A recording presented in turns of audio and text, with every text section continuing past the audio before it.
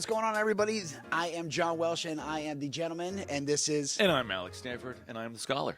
What's going on, Welcome, everybody. What is going on, man? This is it. Man, Episode number 2. This is 2, the dose. The First new one was a fluke. This one's a trend. If we make a few more, we'll have a series. Hopefully we do. This is awesome. So thanks for joining us, everybody. Make sure to subscribe if you haven't already done so. Hit the like button and leave a comment. Feed the algorithm, and we are chatty. So give us something to talk about. Oh, today's definitely going to be one of those chatty Cathy days. This is one of those, I got a lot of questions. I got a lot of news. I did a lot of research on this one. I am super excited to geek out with you today, Yeah, which is why I'm starting drinking a little early. And by the way, this is phenomenal. I told you. This is, Like- I mean, if it wasn't phenomenal, the person who made the bottle would be fired. Because it's like, dude, Or they would just go in the farm you're business. better at making bottles than you are bourbon. Exactly. You should have gone to the other school. Yeah. You know, you wasted your calling. But this is exquisite. But we have exquisite cigars, so I hear. So we have to, we have to do that. Before we get into the raison d'etre, I want to make sure we give a shout out to our official sponsor of A Gentleman and Scholar, Bailey's Cigar Shop. Yeah. It is your one-stop shop for all your lung cancer needs. Lung cancer need, that's awesome. You get your cigars, you get your pipe tobacco, you get your lighters, you get your cutters, you get your butane, you get your Boveda packs. And then, of course, it has televisions. It's got lovely furniture. They host. They have a card table in the back, which we're going to take advantage of sometime. Oh, no, we definitely do that. They're open till 10 o'clock every day. Go talk 10 to to Gary. That's my boy. Gary's the man. Gary Gary gave is the me man. an ugly stick just for driving around. I was like, are you kidding me? He goes, oh, no, here you go. Take one of these ugly sticks. I was like, what is an ugly stick? Also- he goes, really ugly cigar. You noticed anything different about the set today? There's Gentleman John? there's some extra stuff on We the have table. some stuff here. This stuff was donated to us, or should I say on loan from the museum El Habano. Yes. This is from the VIP Club Habano. It is an online membership service, and they have noticed us. And they would like to collaborate with us. So what that means is that they will be giving us stuff to talk about on the show, little show and tell, or to set on fire and breathe the smoke in in little tight rolled bundles of tobacco. That's my called favorite part. Habanos. So if you guys would like to see us grow to the point where they want to actually give us Cuban cigars to smoke, we need subscribers. And they've said they want us to have 1,000 subscribers before they will think it's feasible to have us smoke $100 cigars on the show. And it's not unreasonable. Let's do a favor. So let's get some subscribers. So everybody, let's promote this bad boy. Let's share it. Let's spam it. We're literally from sea to shining sea right now. We got people all the way out in San Diego, California. We have also people all the way out in Philadelphia, Delaware, New York. I've talked to all you guys. Thank you. It's a blessing that I get the chance to talk to you guys. You know, holidays are coming up. You're going to be giving Christmas cards. Yep. Rather than do one of those boring, lame old pictures of you and everybody together, how about a nice link to our show and say, hey, you need a hobby. You're a boring bastard. Listen to this show, smoke some cigars, and up your charisma. You know? Exactly. So that's what we're going to do. But where are the sticks? They're in our special humidor. So here we go. Here you go, sir. Oh, you're a gentleman. So last week, you're a scholar. the cigars were donated to us by Bailey's. They chose the cigars for us as an introductory smoke. And I said, well, I would like to alternate, and I'd like to pick some of the ones that I really like that maybe are not as common. And they said, game on. And so this is the first one of those. John, tell us about this stick. Okay, so I did my research. Okay, so this is the Hamlet, okay? And this is by Rocky Patel. They actually got this roller from Cuba and brought him over here. And they say that they actually saved him from Cuba. That is true. That might be a little puffery, but that is true. And this cigar is rated a 90. And this is supposed to be a phenomenal smoke from them. The guy started out in the sales part. Spoiler alert, it is. The guy started out in the like kind of like sales, and then he moved over to being a roller, because there's like a whole process I'm starting to learn. Like, even to be a roller for them, you have to go through this process. So he went through the process, became like a phenomenal roller, and then from there took all the ingredients of everything he learned and brought it to Rocky Patel. And that's why I'm freaking out to smoke this. I'm like so happy. All right, well, let's begin this relationship. Let's examine our cigar. Okay. I see. Well, first thing. Yeah. Oh, It's like walking into Bailey's. I'm sorry you guys can't smell that. It is, Look, as they say, delicious. it is delicious. Super dark Maduro. It's got a nice oily wrapper. Looking at the veins, and I see some minimal veining. I see one or two actual ones. Composition of the rolls, it's very nice, firm. So let's Yeah, it is. let's get her going. I'm ready. There you go, sir. Take a drink. Oh, that is a Rocky Patel, all right. There's no doubt about it. The Rocky Patel Maduros always have a sweet dry draw, a little bit of raisin. Hey, you know what? Can you give me our new ashtray? Give you what? Our new ashtray. Oh, that's right, everybody. We need an ashtray to smoke this on. Yeah. Well, guess what? Last one These we didn't custom have one. Habano jars just so happen to be humidors and ashtrays. Voila. What is that? We have an ashtray. Like, this is so awesome now. If you guys can't see the geek factor coming through right yeah. now, we are just geeking out like you won't believe. I mean, like today's gonna be a great episode. like you a can't great get any smoke. of this stuff in the store. No, that's that. Yeah, there's no way. The border is shut down, and it's just like no.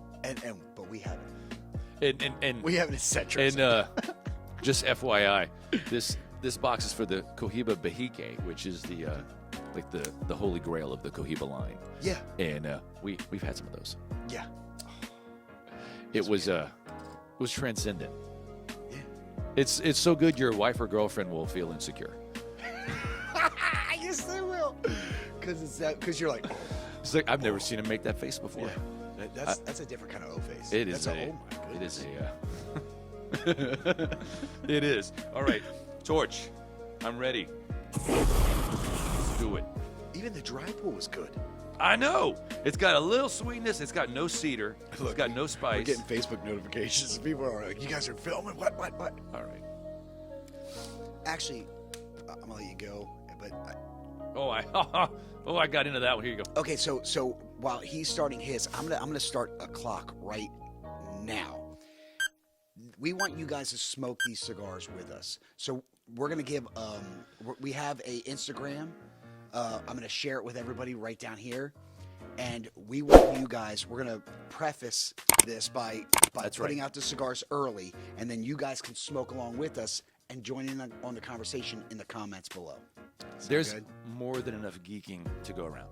And we would like everybody to have a little vicarious taste of what we're doing. So Yeah. yes, we will leak the cigar. Leak We'll the tease cigar it out first. and let you know exactly what time the show is going to air to have your cigar ready. Yeah. And then it's like a simultaneous sip of a podcast that I like to watch. We'll have the simultaneous draw.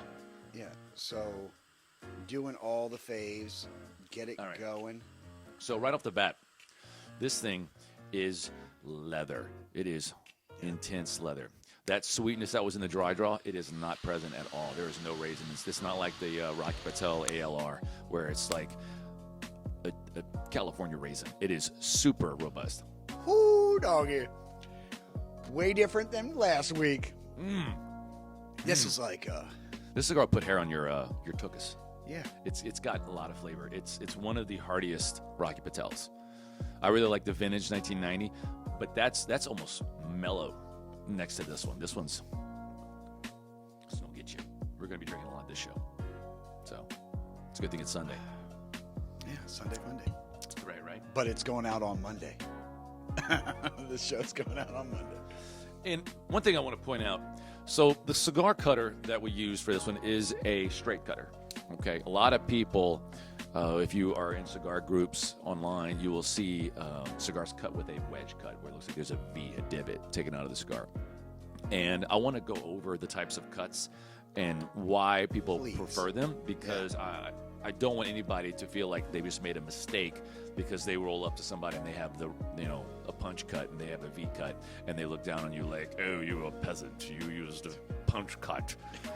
Like, does it make a difference? And the answer I think it does. And the answer is minimally if you have a good cutter. Yes. Okay. So the idea behind the good cut is you just want to create an avenue for the smoke to go from the burnt end into your mouth, and you want it to go as efficiently as possible. So you want to have a good airflow, otherwise known as the draw, and you can use all three major technologies to accomplish that goal. So the straight cut obviously just circumcises the end, Boom. but it works very well. Then you have a punch cut where it's just a little metal circle that you insert into the cap, and it makes a little circular puncture, and that's where you get your draw. It is nifty to have on the keychain. That way, if I'm ever just anywhere and some guy just walks up to me and says, "Hey, you're that guy on all the cigar shows. Have a cigar." Happened to me. And I'm like, "Well, bam! I got stopped downtown. Somebody was like, "Hey, this place sells cigars. You should go look in there." I'm like, "I don't know who you are." But apparently I should go do that. And so I went in and bought 2 cigars because I didn't want to be rude. She was like doing me a solid. So then you have the last one is the wedge cut. Now, this is not your usual wedge cut. This is a steer horn that has a wedge cutter built into it. So it's nice because you can cut your cigar and then stab somebody in the throat. Let's not do that. And I don't know. That's not very, very gentlemanly. You just put your cigar in there and you push the cap into it, and it cuts in a angle, so it makes a V. Where no matter what your technology is, the one thing you want to avoid is tearing your wrapper, because if you tear the wrapper, then as you smoke it, especially if you chew on it like a primitive, like some people do, then it disturbs that wrapper and it will start to come undone. Okay, you don't want to do that. But if you use a really, really sharp cutter, you'll have a minimal tearing, and so you can get through your whole cigar and not have to be doing the whole thing. Okay. Yeah, and that's why I do that all the time. But you can accomplish I'm a biter. that with any type of cutter. So don't let anybody try to punk you out because they disapprove of your chosen cutter. I like this because it's really nifty looking and it's a switchblade. You can just be like, "Oh, you're gonna give me a cigar? I'm gonna cut it." You know what I like? I like these nifty Baileys. That is a fine Cutters. cutter. Thank you, man. Gary is the man. Gary Let me actually is the tell man. you Jamie's the man what is as so well. good about this cutter. So this cutter is actually a superior technology than this cutter. This cutter is spring-loaded. Yep. It's to help women be able to use their weaker muscles to get through a big cigar. That's what I was told. But there's actually a problem with this. Okay, when you cut your cigar, there's only so much you want to get out of that cut. Oh, yeah. You You're don't right. want to go too far into it. And so the question is like, how much of my cigar do I stick in my cutter before I pull it down? And the answer is, well, it depends on your gauge. And the way to know for sure is you use what this cutter does. So you open it up, and as you can see, you can't see through it. It's because it's fully closed in. And so what you do is you put it flat like that, open it up, and then you just take your cigar, and regardless of the gauge, it'll still work. And you put it right in the middle, and whenever it makes contact, that's where how you deep cut. you go. Yeah, And you that's just your push cut. it shut, bam, and it's a perfect cut every time. This one, you got to eyeball it. I gave this to a buddy of mine. First time he used it, he took like 1.5 inches off. Wait, And I was like, okay. you got a problem? I don't know Like who that's, that is. it wasn't you. No, I know. I'm not going to say who he is. It's fine. So that's the ins and outs of the cutters. So now, are you getting into this thing? Am I getting it? Yeah, I've already pulled it twice. I'm not supposed to really do it as often as Man. I have been, but it's like you were not kidding. It is like burnt coffee grounds. That's kind of what it's like. The one I was smoking yesterday was like this. God, this you are so articulate. You are perfect with the way you describe. It's way better. I'm like, oh, the cream. You're like the burnt coffee grounds, which is exactly what it tastes like. nerd alert. Like I'm serious. That's exactly what it tastes like, but it's the good coffee grounds. Yeah, people listen 'Cause there are to our different- notes and they're like, "Why are you raving about wet grass? That sounds Because disgusting." But not in a cigar. But when it's in the cigar, it's weird. It's because it's a flavor. It's that it just- palate-y flavor It's thing. good. It just is. It is. But I definitely I consider this one of the steak cigars where it's so Yeah, I would say that. it's so full, it's so rich that by the time you get to the end of it, you're full. And like you're not going to be like, let's light up another one. Every now and then I get one of those cigars where I just have 2 of them because the first one goes down so good, and I'm just like, need more. And so I light up another one. But this is one of those. It's like, I'm gonna take a break. Yeah. Are you going at it too fast? Because remember, there's a way to smoke. That is right. No, I'm not. It's just like the body feel. You know, just like, for a cigar like this, by 3/4 of it, it's just like I'm about ready to launch to the moon. I'm so high on nicotine. You know, Yeah, and so it's like I gotta just chill out. They're not all like that, but this one. So let me ask you this: how would you compare the way this tastes to the God of Fire? That's I don't know, man. I would have to say Definitely, if you're a fan of really rich, dark, strong espressos, dude. man, you always ask me some really great questions. Okay, so It's my job. God of Fire compared to this, Yeah. I think the God of Fire beats this. Oh, I do too. I just want to hear you compare the way the flavors are. Oh, Because I find this very, very similar. it is similar. The God of Fire just kind of edges it out. Now, these ratings, I really want to go over these ratings. I don't know if people pay for the ratings or they don't. Because when you have a cigar that's fun, not like you're like, okay, I've had creme de la creme cigars.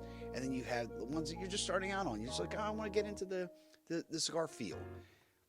This is not one of the cigar feels. This is something you're like, I want to have that taste.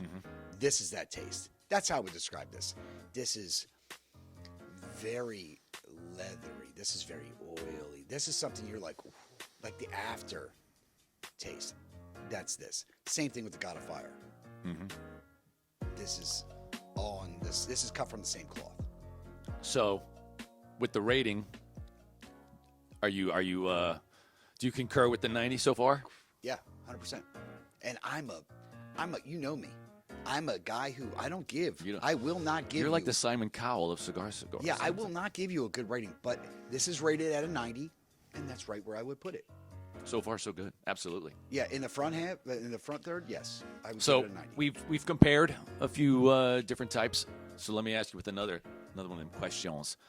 What would you say at this point in your cigar journey would be your favorite non-Cuban cigar?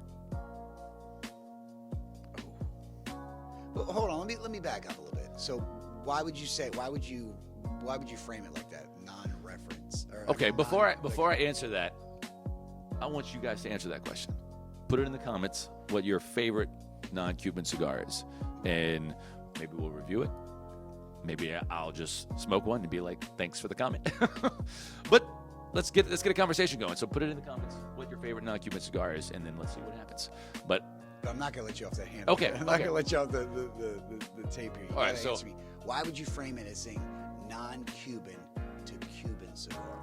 What do you Because mean by that? in the cigar world, it's really like a bicameral thing. There are 2 worlds within the world of cigars. There is the non-Cuban world of cigar and cigar culture, and then there's the Cuban world of it. And I don't think it's fair to just conflate them and say it's just one. And because it's too dissimilar. It would be like saying Because they've gone longer doing this, or it's just different. It's just. I mean, we can take this because I've been doing I don't. research. I don't man. want to go I'm too trying to far geek out as far as into you the do. culture, but what I will say to kind of lay the foundation for the question I asked you was the tobacco from Cuba is just a different thing than the tobacco from outside of Cuba, and it's mostly because of where it's located in the island. It's just rained on all the time, and so there isn't a lot of enrichment of the soil. It's mostly depleted of a lot of these minerals, and so the composition of the leaf in the cigar is not going to be the same as an out of Cuba tobacco plant. And so when you burn it, there's going to be different compositions of the compounds in the smoke. It's going to give you different flavors, and that is 100% true. I thought it was BS. I thought it was just like a name thing, kind of like how girls are like, "No, this Michael Kors bag really is worth $500." I'm like, "You're out of your mind." But this is actually a real thing that Cuban cigars are just a cut above the non-Cuban ones. So I'm not gonna. My mind is going crazy right now. I'm sorry. I'm not gonna. I have geeked out. Like I went as far as to learn why they're I'm learning along with you, but then you just threw me when you start talking about purses. I had to go to my mother. I'm sorry, I have to take a break. Antidote break. Boom, antidote break. My mom is like a aficionado when it comes to like like how you are with cigars, is my mom with purses. So you're gonna say this, Mom. I'm gonna tag you in this one, because my mom would say like, yes, a Louis Vuitton is worth between $3,000 to $5,000, and because it's the way that they're made differently than other handbags. Now you can have a new thing come out, Mom. You know what, Mom? I'm gonna let you go off on him. I agree that those handbags are made in a different way, because whereas a normal cheap handbag a woman will use like every day, one of those Louis Vuitton ones, they'll use it like once and then put it in the closet and never touch it again. Yeah, that's my mom. Mom, I'm talking about you.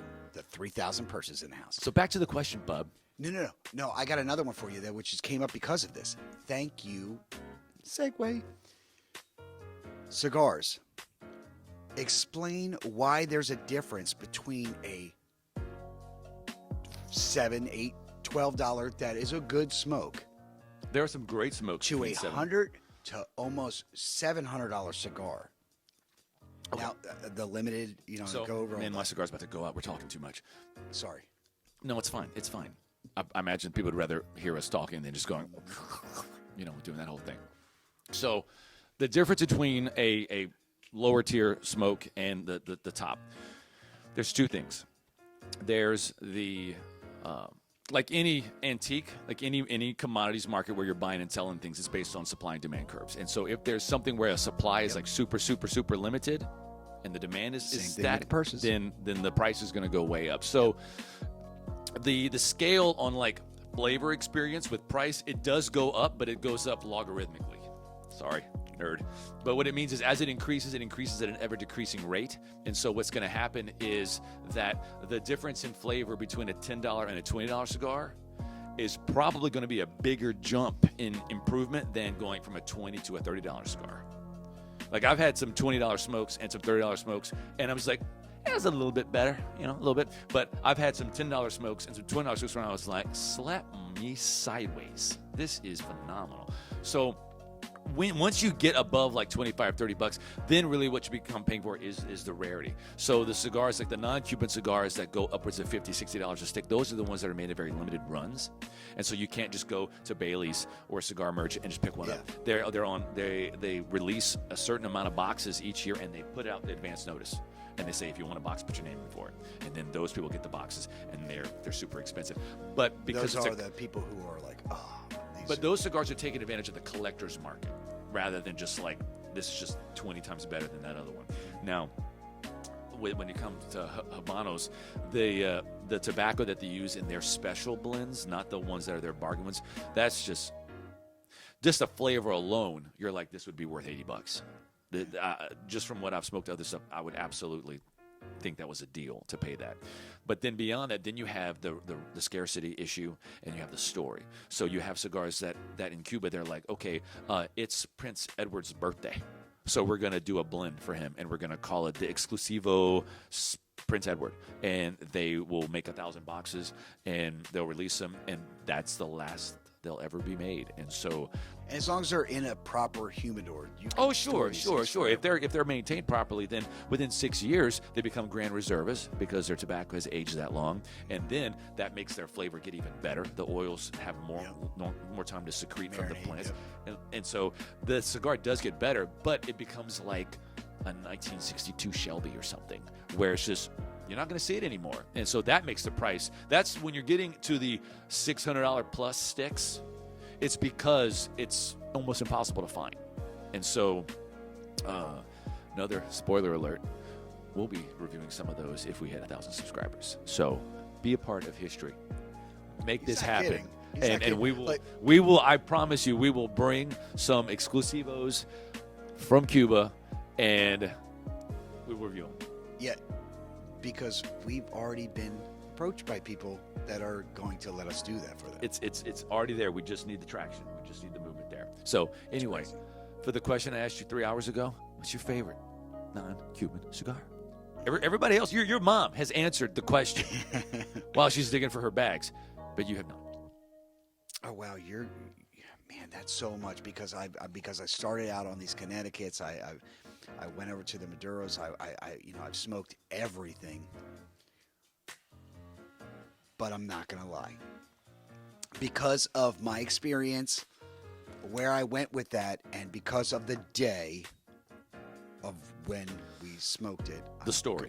The story that was with it. I'm going to have to go with the God of Fire. Just to today. But that's non-Cuban. See the cloud? The draw. What do you think of the draw? It's amazing. This is, okay. So I'm only going to say this because I'm hoping someone's listening to this one. This is super amazing. It's super good. It's super good. It's a super cigar. I wasn't ready for this. I wasn't ready for this to be as good as this is. But it is. It deserves. When Gary said I could pick whichever one I want, I was like, oh, give me the Hamlet. Yeah. And you know what? And again, it goes back to the story. You go back to the story of how this guy learned, how he went through the trials and tribulations of everything he did to get out of Cuba, to learn what he did take from there. It's a whole story. There's a whole story behind this. And how does this blend with it? That good. I mean, like, this is like, There you go. I'm not,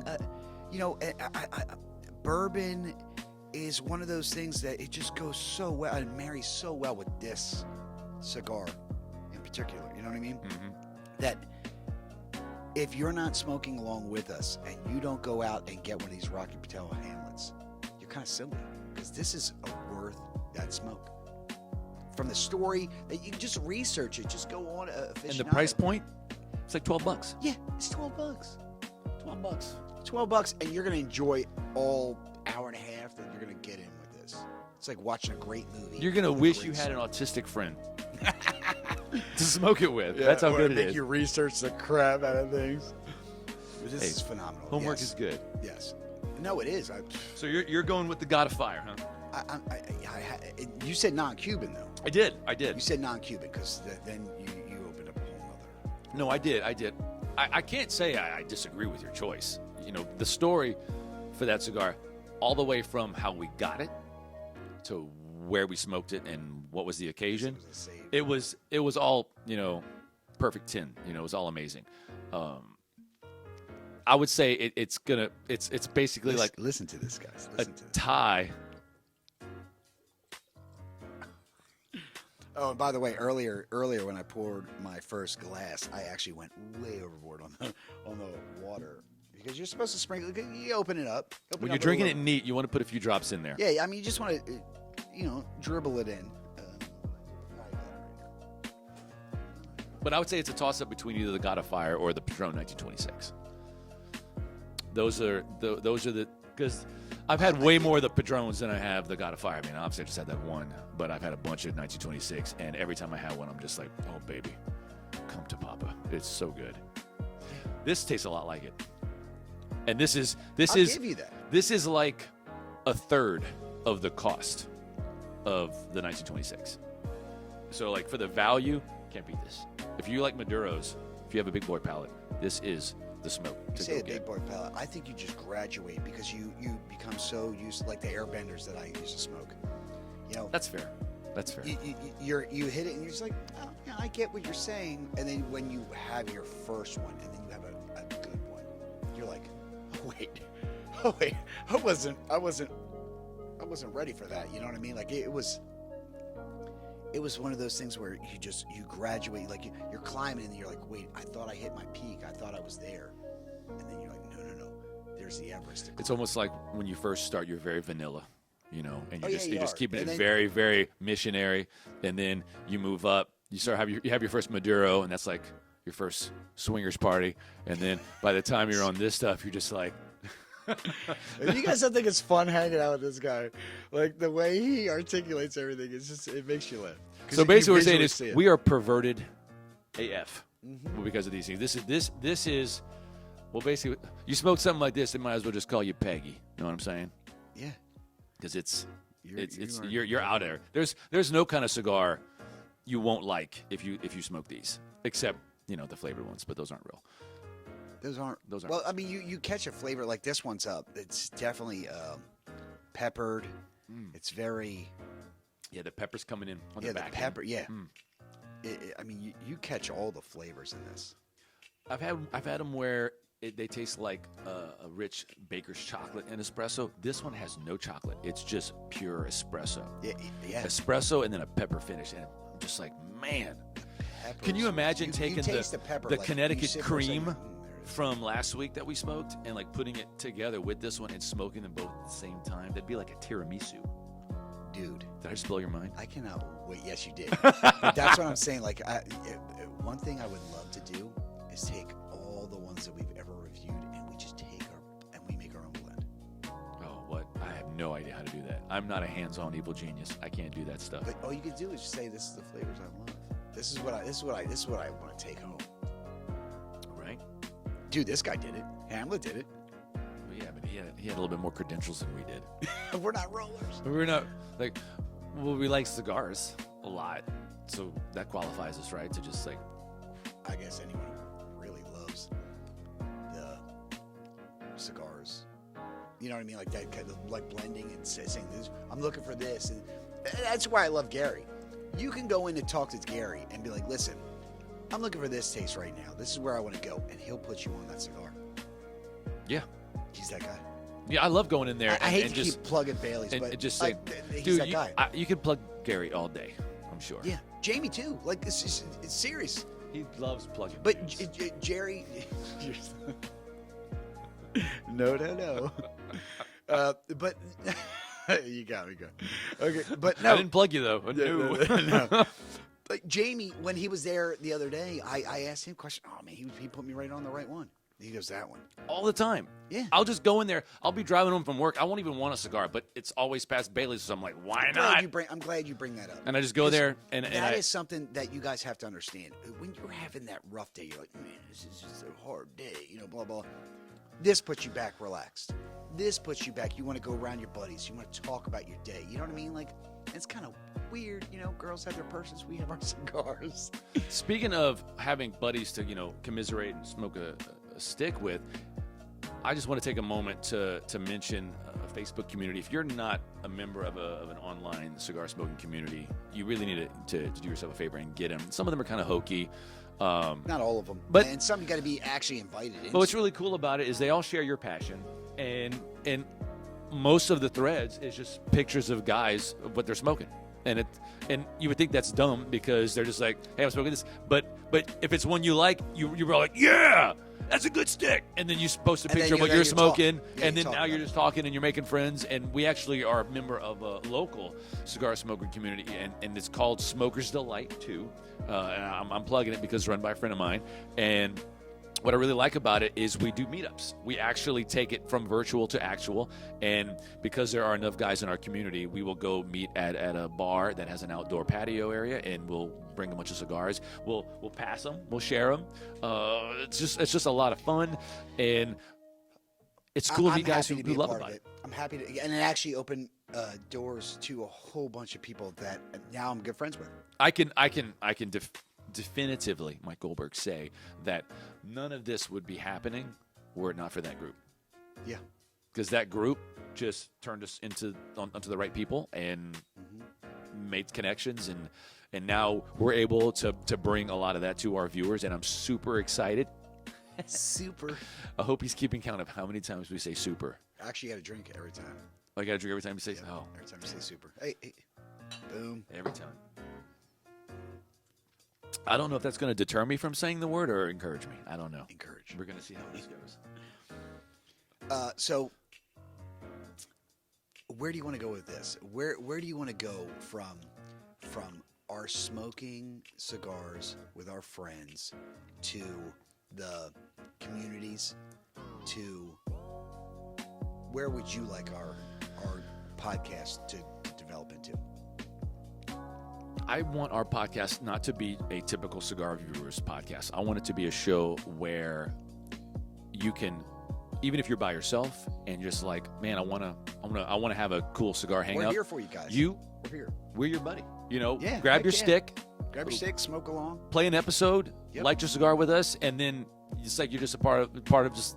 And see if your mindset goes for ours. The conversation, Every time you take a pull, you're like, oh my god. Yeah. Because we're still on our first third. But I want to bring guests on. We're going to bring a lot of guests. I want to find celebrities who have, if we get to that scale, I'd like to bring celebrities on and have them do things.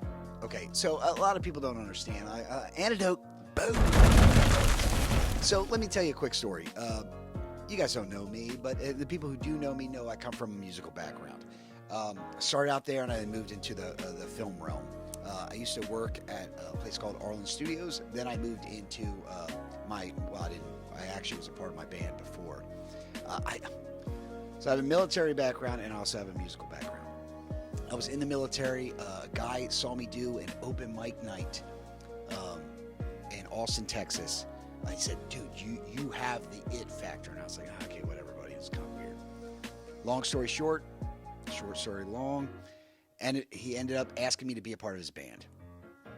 I go into his band, and they were already taken off. They were already on the plane. They just needed a solid bass player, and I wasn't a bass player at the time. Ended up becoming them. I was actually a rhythm guitar player and singer, that kind of stuff. So he said, hey, man, be a part of my band. I said, great. One of our first things that we did was we got a chance to go on the Voodoo tour. So we played in front of a bunch of people like the Spooks, Snoop Dogg, which is where I'm going to go with this. So talk about smoking. So my first big kick into being a part of this group was we played Voodoo. And when we played Voodoo, we actually got a chance to hang out with a guy by the name of Snoop Dogg. No way. Yeah. Let me tell you something. So he smokes other things. Clove cigarettes mostly, I hear. Yeah. So since we can talk about this now, Snoop invites us onto his bus. I said, hey man, disclaimer, this was a long time ago, right? Yeah, yes, it's a very, very long, very long time ago. So Snoop invites us onto the bus, the whole band. We're all sitting around, and he literally does this. He goes, it is good. I can't knock it. So Snoop invites us onto the bus. We all get in there. I'm sitting across from the people who are like his hype man. I guess there was Warren G. Everyone was around us. Why does Snoop need a hype man? Who doesn't get hyped for Snoop? I think every rapper has hype people. Like Chuck Lavelli, our manager, is the guy who got us on the gigs. He put us in front of he put us in front of a bunch of people. Anyway, long story short, we're there. We're on the bus. Snoop goes, hey, look. And this guy comes literally out of nowhere, legit out of nowhere, and flaps out these bags. And he looks at Rodney, my lead singer, and he goes, you guys want to smoke? And he basically was like, because he's like, yeah. He goes, because I'm gonna do it, and it's got to be done. And I'm like, we're all like, I'm like, first off, I'm like a kid going like, oh my God, I grew up listening to this guy, and now I'm gonna smoke with him.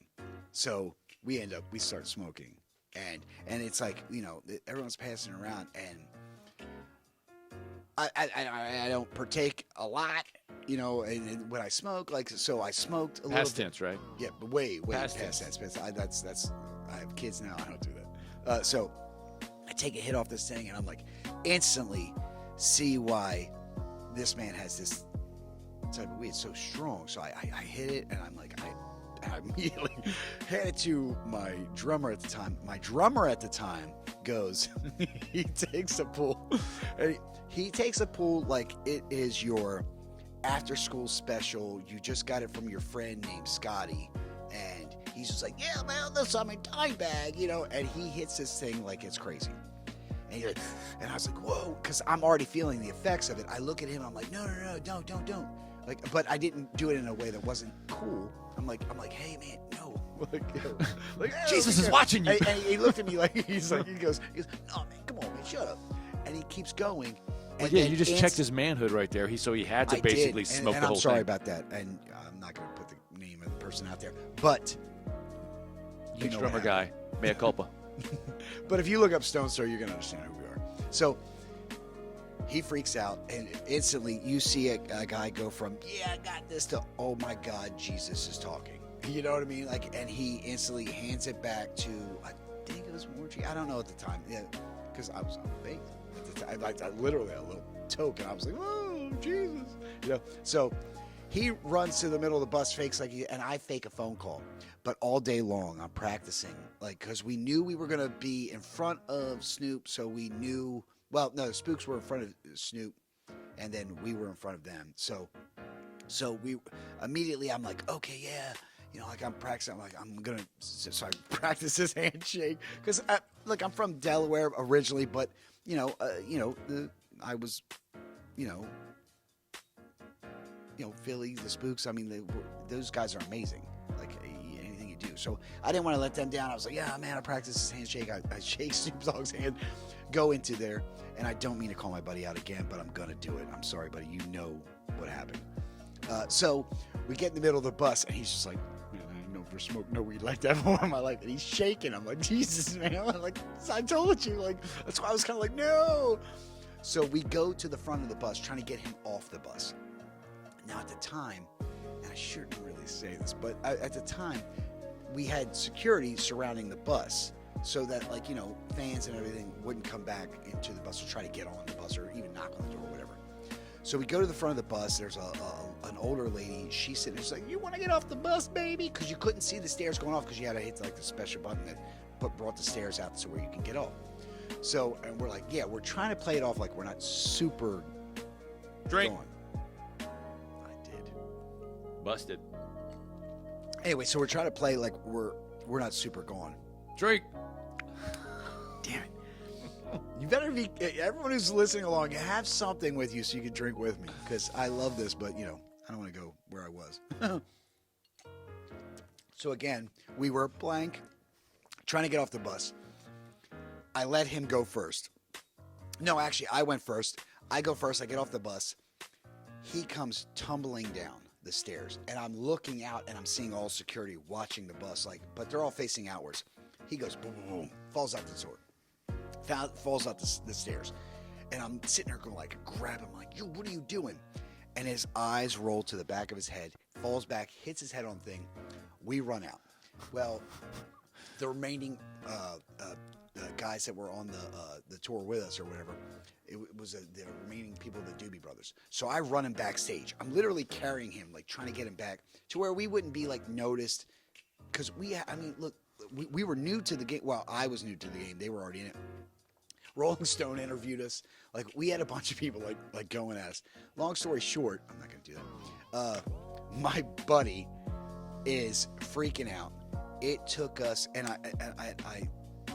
I swear to you, we had an apartment / condo or something. It was literally 5 minutes from the place. It took us 3 hours to get back to our 5 minute away condo where we were staying for the tour. It took us 3 hours to get back. It was 5 minutes away because that's how gone we were. We traveled. We didn't drive, but it took us that long. It's amazing how your navigational skills go down the crapper when you're blazed. Yeah. I back also many years ago when I didn't have this much gray hair and I was in college. I had a few experiences with the old Mary Jane that left me a bit confounded. I had smoked a bit in high school because I went to a Christian school and I was a rebel. So I was like, screw you guys. So that's what I did. And I didn't smoke a lot though because I'm super sensitive to everything. Well, I go to college and my first semester, a buddy of mine, I still lived at my parents' house though because I was cool. It was really cool. Really cool guy. You should have known me. It was awesome. This friend of mine was like, we would have totally hung out back in the day. Dude, me now would not hang out with me from back then. I'd have been like, you emo freak. Quit painting your damn nails black. Get a job, hippie. Cut your hair. It looks stupid. And stop listening to that ridiculous nihilistic music. No, the music is what always grew me in to everybody because of how I am with music. I see things on a different level. I see frequencies. I see vision. I see colors. Music to me is different. Wow. Than most people. That's why when my mom started me out, she started me out on the saxophone. She was like, oh, what? My first teacher was like, wait a minute, you've never played the instrument before, but you're already knowing what I'm telling you to play. And all I had to learn was where to play, how to play, you know what I mean? And then I just kept going from there. Anyway, I'm sorry, I didn't mean to interrupt. I'm just saying. get back to my story, please. Go back. If we could, do that, that'd be great. So my buddy, he lives out in Youngsville. I'd never driven to Youngsville before.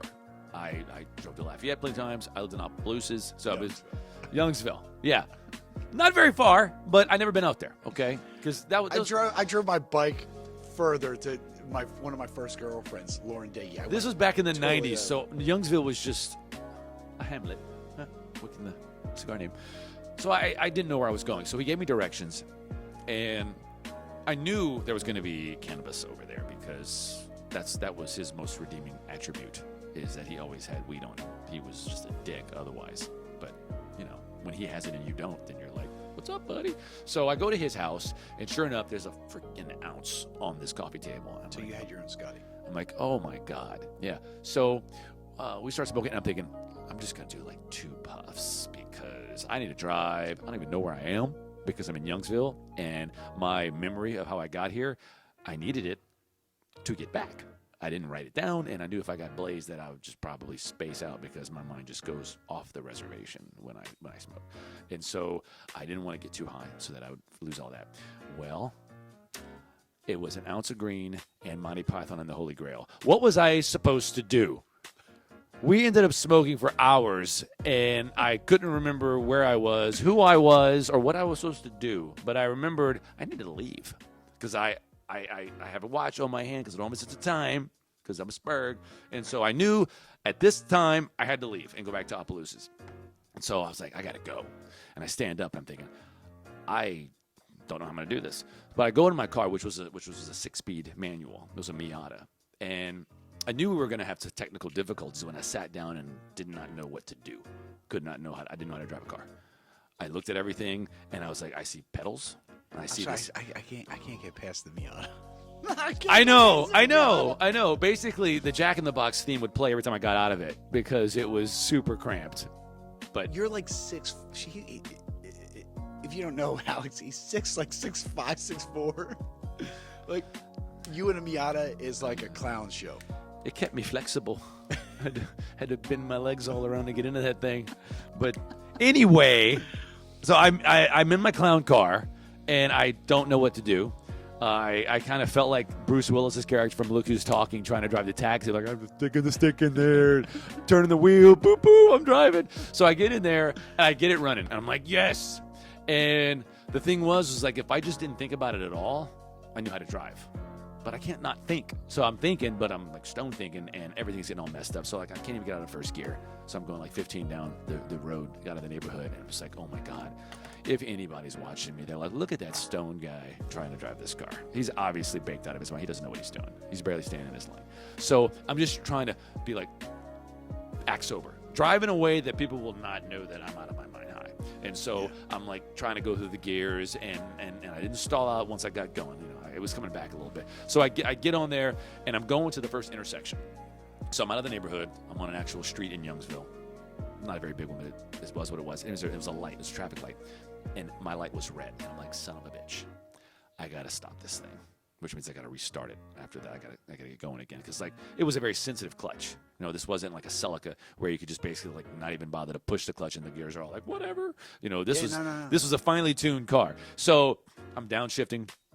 I'm like, don't lurch. Don't lurch the car. People are watching because there was a lot of traffic. And it's like everybody's looking at me to see if I'm high because that's what it felt like. And so I go down through the gears, 4th gear, 3rd gear. I'm watching my RPMs. Everything's going good. I'm like, yeah, I'm like Dale Earnhardt. This is awesome. And I get all the way and I stop. And I'm like, yes, that was a perfectly executed stop. That was 15 miles awesome. per hour. And I'm 400 yards away from the light. Oh my. No one was in front of me. But there were people behind me, and I was like, blew it.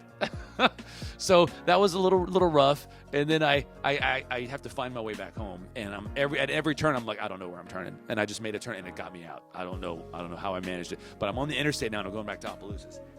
And I hear a rattle. I hear this rattle. And I'm like, what the hell is this? And it sounded like my muffler had come off and I was dragging. And I'm like, no way that's what happened. Because I'd have had to hit something and I didn't hit anything. But at the same time, I was really high. And so it was like, did something happen? And I just space out and miss it. So I stop.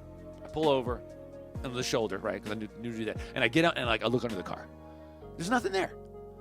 Nothing there. The muffler's fine. I'm like shaking the muffler. Everything is good. I walk around the car, look under all the tires.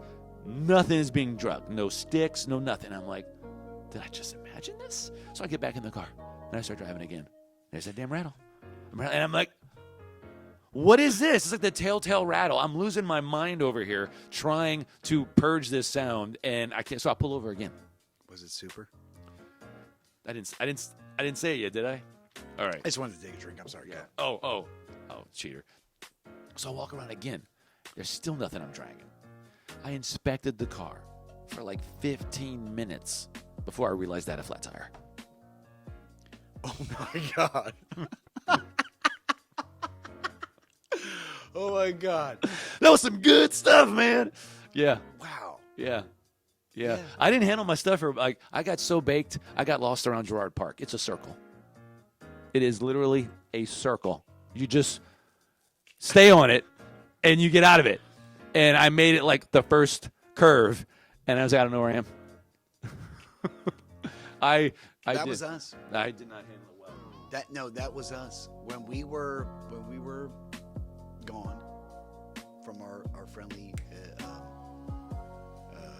visit with Snoop Dogg, we felt the same way.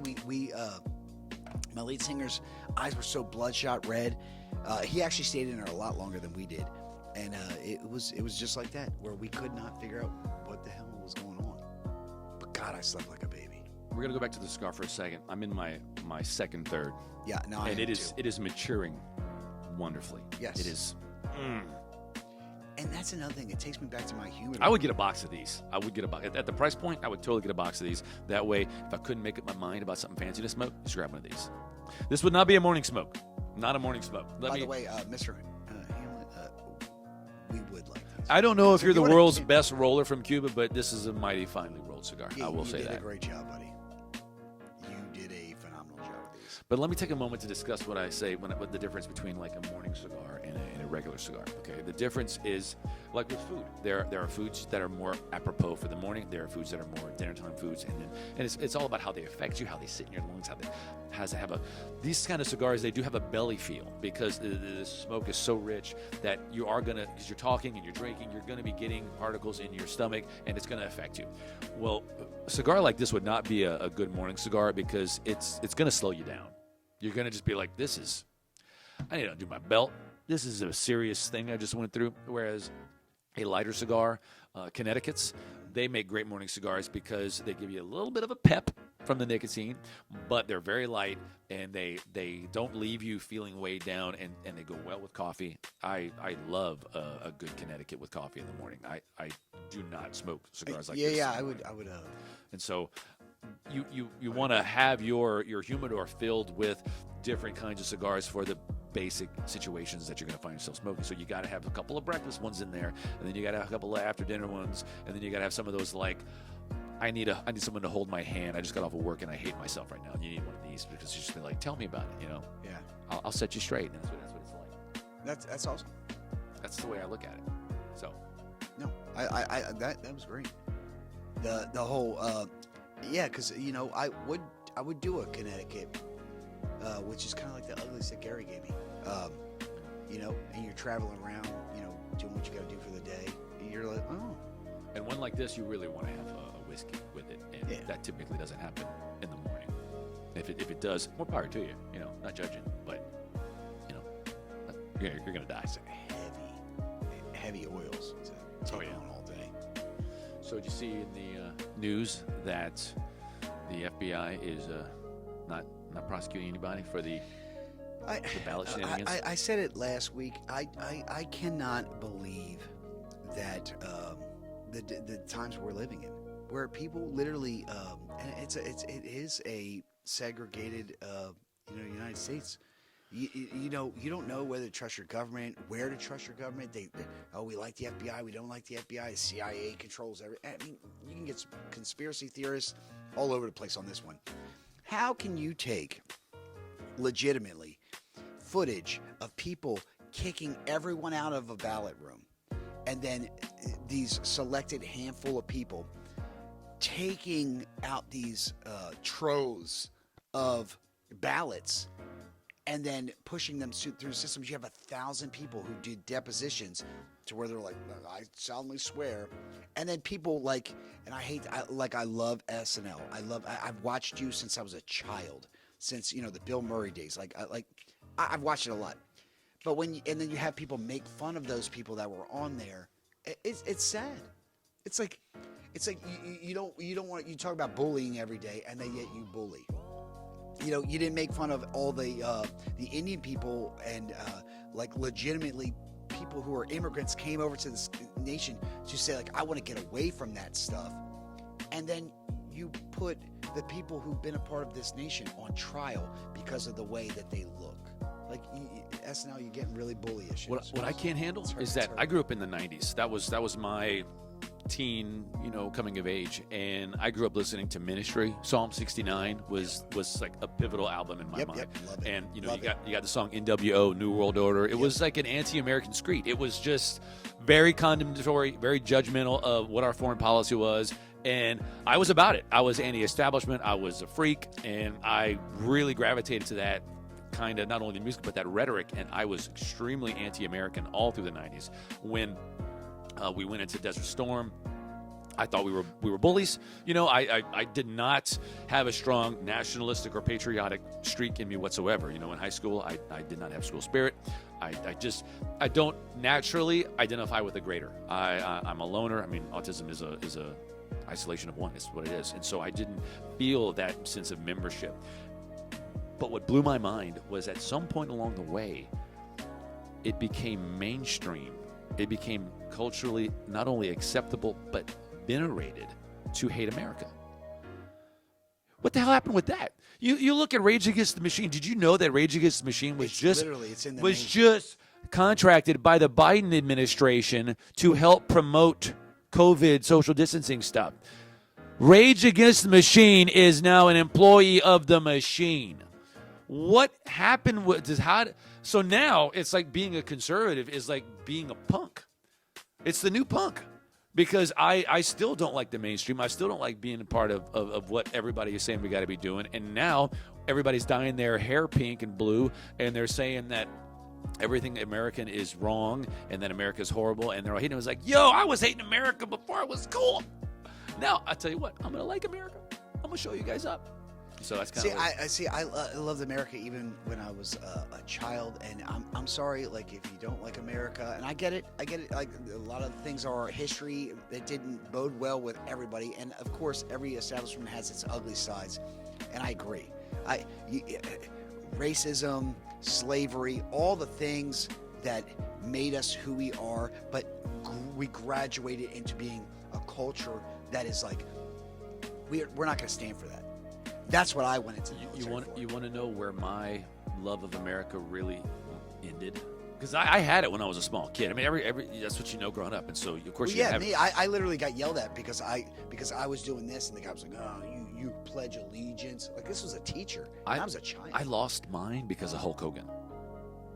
What? What?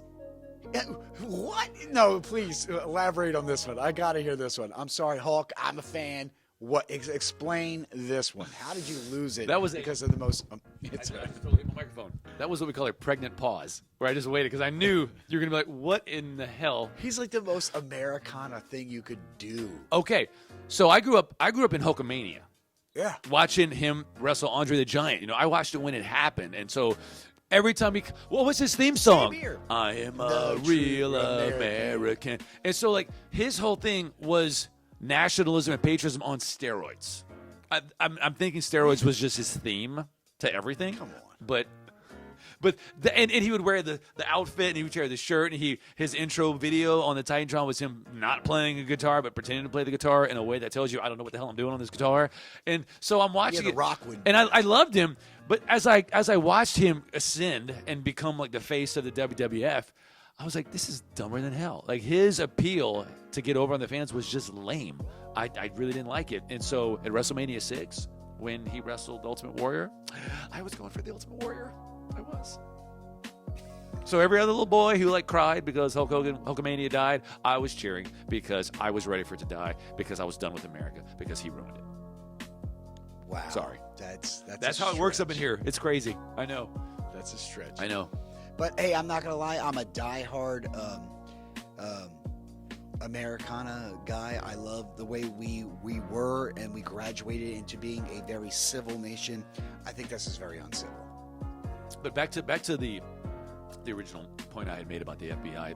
If I can put any clarification on the legalities of what was happening. Yeah, you legal. So the stuff that was in those videos. See, the FBI they don't care about making sure that there's fair play. They don't care about making sure that people are in good faith doing their job duties, whether it's the Secretary of State or it's the electors or it's the board. All they care about is are criminal acts occurring.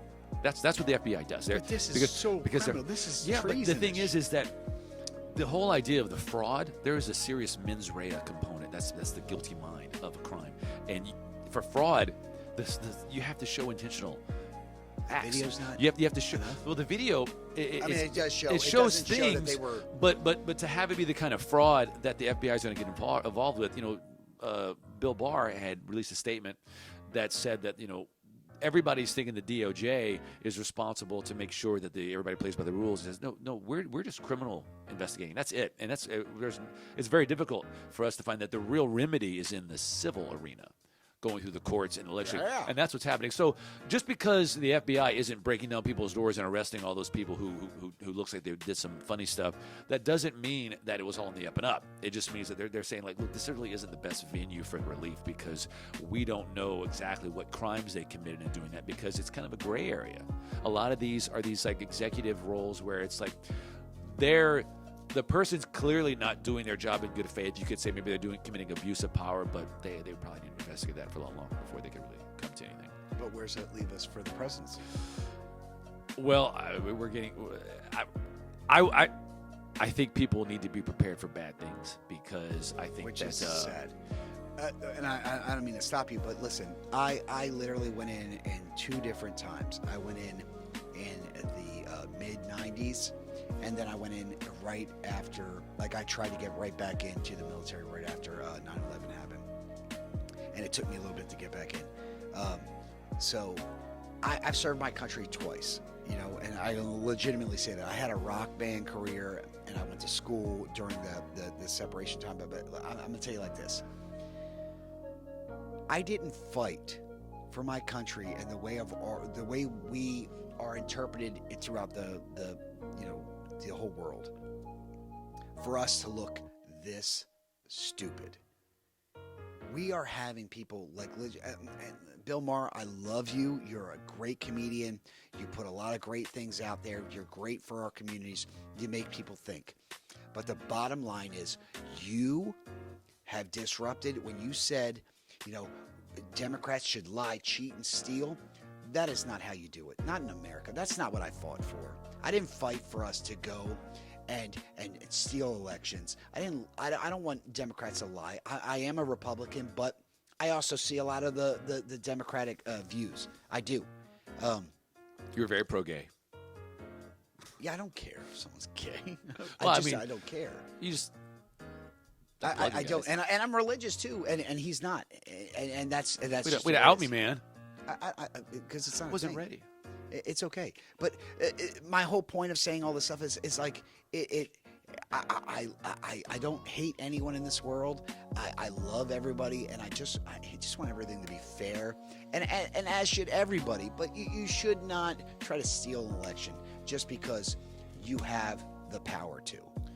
Well, when the Democratic Party said in open court at the 2016 primaries, when the Sanders campaign had filed because Hillary had basically had usurped not only the mainstream media but the full Democratic Party, she was financing it. She was calling all the shots. Yeah. The fact that the primaries were kind of rigged against Bernie, they sued for that. And the Hillary Clinton's defense was not on the merits. It was not, they're wrong, these allegations are false, this was entirely on the up and up, this was a free and fair election, blah, blah, blah. No, their defense was, we are a private entity and we have no duty to be a fair electing body. And they won. Yeah. They won. So after that, Scary. if you think that our political process is in any way representative of the will of the people, you're just ignorant at this point. There's no, and I'm not just throwing stones at the Democratic Party. The Republicans do it well. They did the same thing to Ron Paul in 2012. They were going through the primary process, and the Mitt Romney was the establishment guy, and he was tied in with all the leaders at the state level of the Republican Party all throughout the country. And so it was just like, Romney's the guy. So they were basically trying to manufacture the public opinion from the Republicans to vote for Romney, and he was winning a lot of the primaries. But what Ron Paul's people were, because they were very, very enthusiastic about Ron Paul, they were campaigning and they were winning positions of delegates within the state parties. And so when they were going to the caucus to basically choose how many delegates were going to open the state, all those delegates were actually Ron Paul people. And there's no rule that said that the person who won the primary vote had to get his delegates. The delegates are free to vote, but it's always assumed that they're going to be for that candidate. Well, there were a few states where it started happening, and the establishment people freaked out because Ron Paul was winning the delegates, even though he wasn't winning the primaries. And so they had this little backroom meeting where they're like, we can't let this guy win. And so they changed the caucus rules and had mirror caucuses next to the old caucus where they arrested people. My sister was a delegate in Louisiana, and she saw people get roughed up by the cops because they were basically acting like the brown shirts, the SA, the Sturmableitung from the Germans, that they were pushing people out, and the people, the chairman for the states, they were doing different rules so that they could get their delegates to vote. And it was this huge scandal, but the media didn't cover it. Yeah, because exactly, the which media is all about the establishment of both sides. So this whole like Republican versus Democrat contest in running the country, it's pro wrestling. It's a manufactured opposition. It's controlled opposition. It's not real. The people, the lobbyists, they pay for Republicans and Democrats. They just want their Republicans and Democrats. And so you get someone like a Ron Paul or a Donald Trump who's not in their pockets, and they all freak out, which is why everybody loses their mind. That is what's scary. It's pretty incredible how it happens. But I want to get back to the cigar for a second. What are you picking up in your second third? See, now the pepper is coming. It's so much more predominant, and the coffee ground, that is so strong right now. Let me ask you this: what flavor is so common in Rocky Patel's as you get into the bottom half? That would be like a mocha taste. Like, you know what I mean? Like, you ever have a good like coffee, you get that mocha taste in There's it. another flavor note that comes out that you comment on all the time. What? Burnt almonds. Oh no, yeah. Oh, yeah. You did. You hit it. You hit it again. Yeah, the burnt almonds. That's it. I taste it's strong. I find this having no acrid qualities. I would agree. It's the See, that's why I leave everything up to him. The articulation to you is just perfect. Like you're saying everything I'm thinking. It's so toasted though. It's got a great like charry. It's almost burnt. Yeah. Almost It's almost like it's on fire. But don't. But I don't get any of that bitterness that tells you you're over smoking it, or that it's just not a superior tobacco. This is fantastic. I actually think that I'm taking a few more draws than I should, but it's so good. God, Yeah. I can't wait to get into episodes to where we can actually talk about the difference between and how to the lengths that these companies will go to make you understand that this is my brand, this is my cigar. You know what I mean? Like, I'm talking about from the labels to the way that the wrapper is sealed properly. It's like they go to great lengths. Like they do. Say, it's not me. That's a knockoff. But they have the same label on there. We'll get to that in future episodes. I'm just saying, but Yes. Yes. Oh, we're gonna have fun. When we get to I've the learned point so much in where such a short period of time. where we're getting a lot of loans from the VIP club, Yeah. we're going to geek out and talk about everything from the culture behind the jars. We're going to talk about how you can spot a counterfeit. We're going to bring experts in to talk about what what goes into making the highest level Habanos, which Yeah. is what you call a Cuban cigar, by the way. You don't call them a Cuban cigar. That's what the uninitiated refer to them. If you know cigars, there are cigars, and then there are Habanos. And you will see, if you go to a cigar shop, you will see that there are brands that have cigars that have Habano written on the label. Nub has a Habano. It's not a Habano. It's a style. Yeah, it is. Yeah. To be a Habano, you have to come from Cuba. That's the only way to be a Habano. And so the Nub Habano is something else. But I want to tell an anecdote. I'm going to take an anecdote. Antidote. Yeah, big boom. Go. So when I was a kid, my parents didn't have a lot of money. And so we would cut corners to save money on vacations. Whether that meant we didn't use luggage, we just used trash bags, which that's fun. Hey, man, that's I don't know why they did that. To this day, 42 years old, I don't understand why my parents decided, you know what we need? Trash bags. That'll look good walking down the lobby of a Day's End. Yeah, me and my hobo kids are going to mosey on up to the room. Where's your outhouse? You know, like, what are you doing? But yeah, we used trash bags. I mean, because having to sleep in the van as you drove to Maine from the Gulf, that wasn't bad enough. We're like, oh my God, we don't have to sleep in the van. We're going to a hotel. That's great. This trip is really up. Wait, what's that? We got to carry trash bags in? Like, oh, that's fun. But that's what we did. And we couldn't get, I have 3 sisters. And my parents didn't want to have to get 2 rooms. Well, motels, because we didn't stay in hotels. Motels charge you by the occupant because they want to maximize their profits. And so if you're not going to get 2 rooms, then they want to upcharge you for having a lot of people in your room. And plus the tax goes up. And you're only going to have 2 beds in a room, like 2 doubles or 2 queens. 2 queens. And if you're lucky, you can get a roll-in, a roll-away brought in from the Or lobby. The couch Okay. has We didn't stay in places that had couches with pull-outs, John. Okay. I'm sorry. We had trash bags for luggage. The O'Connell Lodge was top digs for us, buddy. Okay. Like I legit, as a kid, I dreamed of staying in a Super 8. We couldn't go to Super 8. Motel 6 was more of our jam. They left the light on for us. Yeah, which was good. So I miss my dad, man. it was terrible. So my mom would do the registration because we had 6 of us in our family, and it was my parents would get a bed, and then my 2 older sisters would get a bed, and then that left me and my little sister. So they're not going to do 2 rollaways. There's not even enough floor space for that, and we're not getting 2 rooms. We're in trash bags, for God's sake. So my mom, we brought sleeping bags basically. And I slept on the floor because I was the odd one out. I wasn't the baby of the family, and I was the only boy. So my mom was like, "You got male privilege, boy. You're going to sleep on the floor." So I slept. You're a middle child? No, I had male privilege. Oh, okay.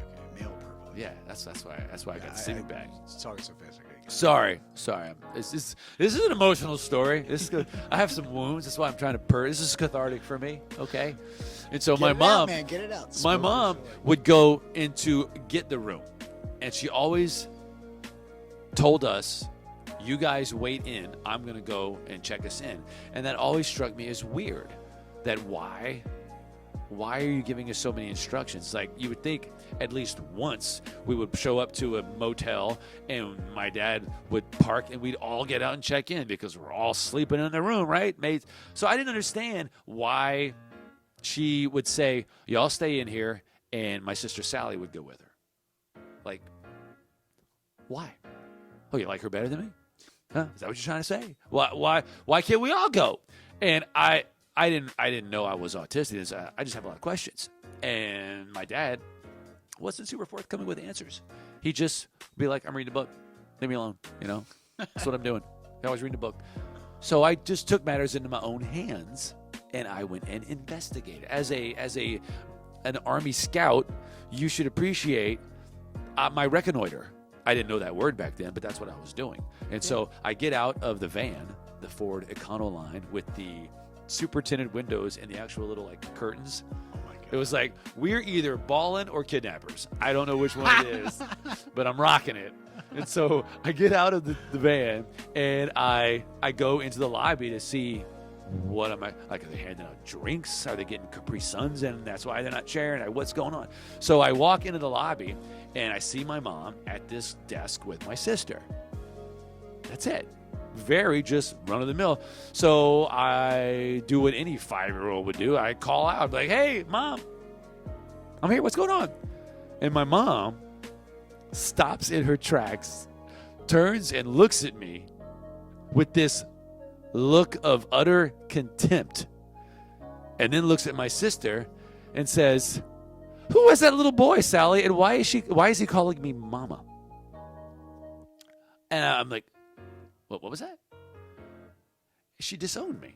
She just said she didn't know who I was to the receptionist at the check-in. And I just turn around because I'm stunned, and I walk back to the van, and I go back, and I'm like, Dad, Mom said she didn't know me. She's like, why am I calling? Like, she's my mom, right? And he's like, yeah. Well, I found out that was an act because she was lying to the staff because she didn't want to pay the upcharge because we're freaking poor carting around trash bag luggage. It's and so, yeah, my issues, they go way back. Still struggling with that whole being disowned by my mom when I was. That's harsh. I was like, pay the $10, lady. No. I'm going to give my kid lasting trauma and emotional scars for the rest of his life because that's $10. And it saves some money. That's insane. That's insane. Good times, Talk man. about stretching $1. What? And you better believe, man, we stole all the towels and the shampoos. Like, Oh my God. what? We had so many embroidered towels with initials that weren't ours because it was everywhere we'd go. That's all my mom would do. We got literally chased by maid staff leaving a motel because they were like, give me my pillows back. We had very different childhoods. Yeah, I know, Mr. Delaware. Dude, I'm so sorry. Like, look, I'm from Delaware, but look, my dad was one of those, I work hard, I play hard, you know? Had really great friends who went out of their way for him and gave him the business. But let me tell you something. My dad, yeah, we're there. You're doing all right. Yeah. You're not over smoking. So, my dad was a guy who was arrested, soul, his soul, rest in peace, and he would take me on jobs. He would cut corners, but in a sense of he would make me do the work with him, and his employees would be like, hey, that's a great man. Long story short, the trips we went on were not that. Like when we were either in the Bahamas or in Florida or wherever we went to. Bahamas? Can you just shut up? Stop. It was the Bahamas. Yeah, okay. Actually, I did. You know what? I'm going to put a picture right now of my brother who just sent me a picture from us on a yacht of me and my brother and how skinny he was. And he's like, look, I'm where you're at now. And look at me because he got a little heavy. But When I was a kid, I could barely spell yacht. So, thanks. oh man, I'm gonna have to remember to put that in because I love you, my brother Frank Welsh. He's the man. If there's anybody out there who I love as much as anybody, because I love everybody. I love that man. He's great to my mom. He's great to the community where they are in Delaware. He provides a service, custom theater design, and actually custom security. They do great things for the. Actually worked with Biden for his son to get security up in his house. So, he's pretty good. Wait, Hunter? No, the son who died. I Oh. don't talk about that because that's Biden's son who died. You don't do that. I was just asking. I wasn't sure. Wow. No. So yeah, my Delaware's big to me. I'm not a big fan of Biden. I mean, I love you as a person because you were vice president, and I honored that. I fought for my country during your term. So yeah. So Mr. Delaware, By the way, did you save your silver spoon? Can you show it to me? I had no silver spoon. My dad actually was again a work hard, play hard guy. He would take his whole family. I can't say anything. See, this is actually working hard. We're working very hard right now. It looks like we're playing, but this is the hard work. I don't think this is hard work. I think this is exactly where entertainment should be, where we entertain each other. Which is why I love the platform YouTube. We entertain each other. TikTok, all those things. Which actually is a China company. We're like a G.I. Joe episode where it's 28 minutes of entertainment, you know. and then there's a lesson at the end. Exactly. It's like the more, yeah, it's like that reading Rainbow, you know. But you know, the more you know, and You want to know how miserable my childhood was? I watched G.I. Joe every day after school, waiting for Cobra to win. They never did. I was a Cobra guy. Man, I hated G.I. Joe. you know what's sad? Duke was such a I'm gonna have punk. to bring this up too, and I hate doing this because I mean I really love America, but it's like depending on where you are in the United States, you get a different story. The first time I've ever really dealt, because where I'm from, we don't have racism. We really don't. I mean, Everybody's white. no, that's not true. That's not true. That's not true at all. We have a mixed community of everything. Like we even have like little segregated things like the Italians. You have Chinatown. You have the Polish. You have every little community. We have them all out there. But the bottom line is we all get along. And it's mainly like a Democratic state like Delaware. Sure. That's what it is. It's always going to vote Democrat. But as I went into the military at a very young age, I started to realize I started seeing real racism, and I never saw that before, and it freaked me out. I was like, this isn't my best friends growing up. We're all of some besides you, the drummer of my band was of something that that's not really highly. All right. Go ahead. I'm gonna let you finish. Pulling a Kanye here. I'm gonna let you finish, but I'm gonna put something in your head. I'm gonna blow your mind. All right. Okay. All right. We're totally missing the ashtray. Let it cool off. Your cherry is like really going hot. When it cools off, I think it's because I'm super close to the thing. I just lit it. Next draw you take, I want you to pay attention to this one note. Charry, a little bit overdone, bacon. Oh wow! You just blew my mind again. This guy, the way he articulates things, and it's true. Like I'm feeling that. Like in this, because we're going the last third. It's hitting those notes. But I'm gonna jump right back in. Man, so it's like I need some maple syrup to dip this in. It's so good. Oh God, yeah. Oh, Don't do that. That'll put out your cigar. Yeah, but I would do that. At least in the back. Yeah, right. My draw's all messed up. Why? Why am I did my in maple syrup. Son, what's why wrong am I with you? getting this maple taste?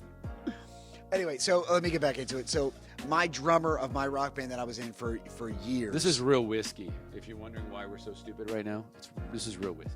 Okay, go ahead. Yeah, it's actually really good too. I told you this is better than Bullet. Yeah. I'm putting you on this. It is. It is. I would take this over Bullet every day, all day. Okay, so getting back into it, my drummer is actually Persian. He says, his family would say he's Iranian. But if you look at the lineage, it's Persian. Any way you look at it. So he is. And I don't care what you look like. I don't care where you came from. If you're a good person, you're a good person. How can you go past that? You're a good person, you're a good person. We're talking about non-redheaded people, right? Stop it. Stop it. I'm only red through the hair. Well, I guess people would say I'm red in my hair. But if you look at my old Stone Star pictures, I never showed that. If it wasn't like that movie star red or whatever. I'm gonna need some more of this. Hey, actually, you know what? I gotta put this out there since we're talking about the band or whatever. I found out because I've been out of my rock star days for a while because I went back into the military, like I said before. My ex-manager died a few years ago, and I never got a chance to openly say this on a platform like this or any of the ones that we put it out on, that I am thankful for what he did for us as a rock band. He died 3 years ago. His name was Chuck Lavelli. He was probably one of the best people who could have ever had, for me, introduced us to the proper people, the way that the music industry should have been. He's just a great guy. So I thank you. Rest in peace, Chuck Lavelli. Sorry. No, that's fine. That's fine. What I wanted to ask you was your history, with your military experience and your music experience and with everything. Like, Delaware's a long way away From from where we are right now, geographically. So I asked you where I came from. no, how the hell did your journey land you here of all places? Because So your that's a great your question. life That's a has great so question. many trajectories that could go stratospheric, any number of directions, and now you're in the bayou. I love the bayou. I'm not gonna say I don't. I have more common ground here than I have ever. Well, no, that's Austin too. Austin, Texas, I do. But I'll give you the history.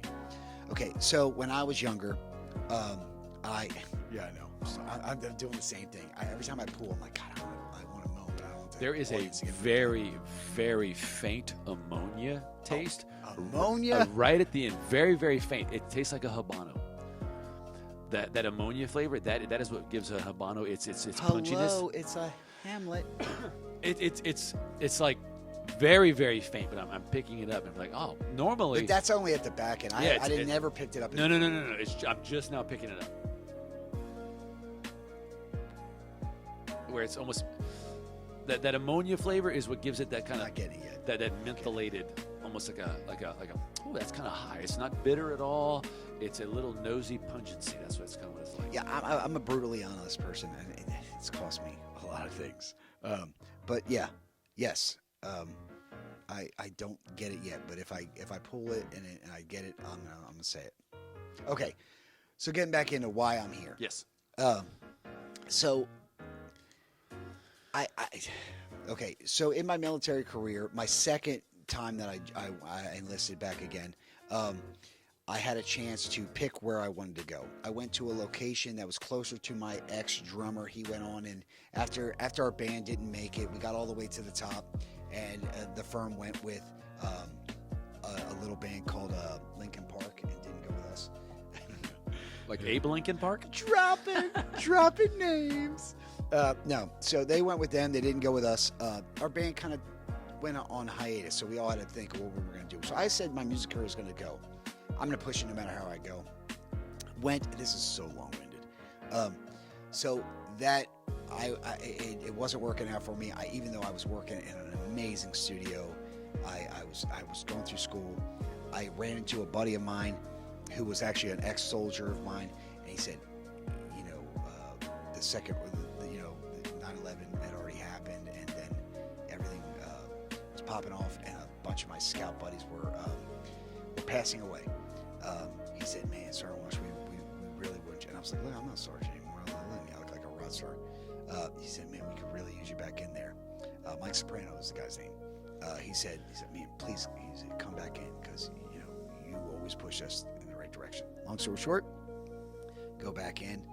I met my beautiful ex-wife, and she is actually from here. I met her on a trip when I was going to Destin, Florida.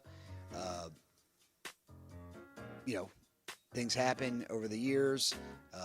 She chose not to be with me. It's cool. I understand. But we ended up here, and because we have children together, we're not together anymore, and that's why I'm here. But listen, I will not leave my children to love them. You know what I mean? I cannot give you the guy who's just like, the mom will take care of it. I'm not that guy. I'm very in your face. I love doing it. But when I came back here, or when we came here and moved here, at first I was really like, this isn't my group.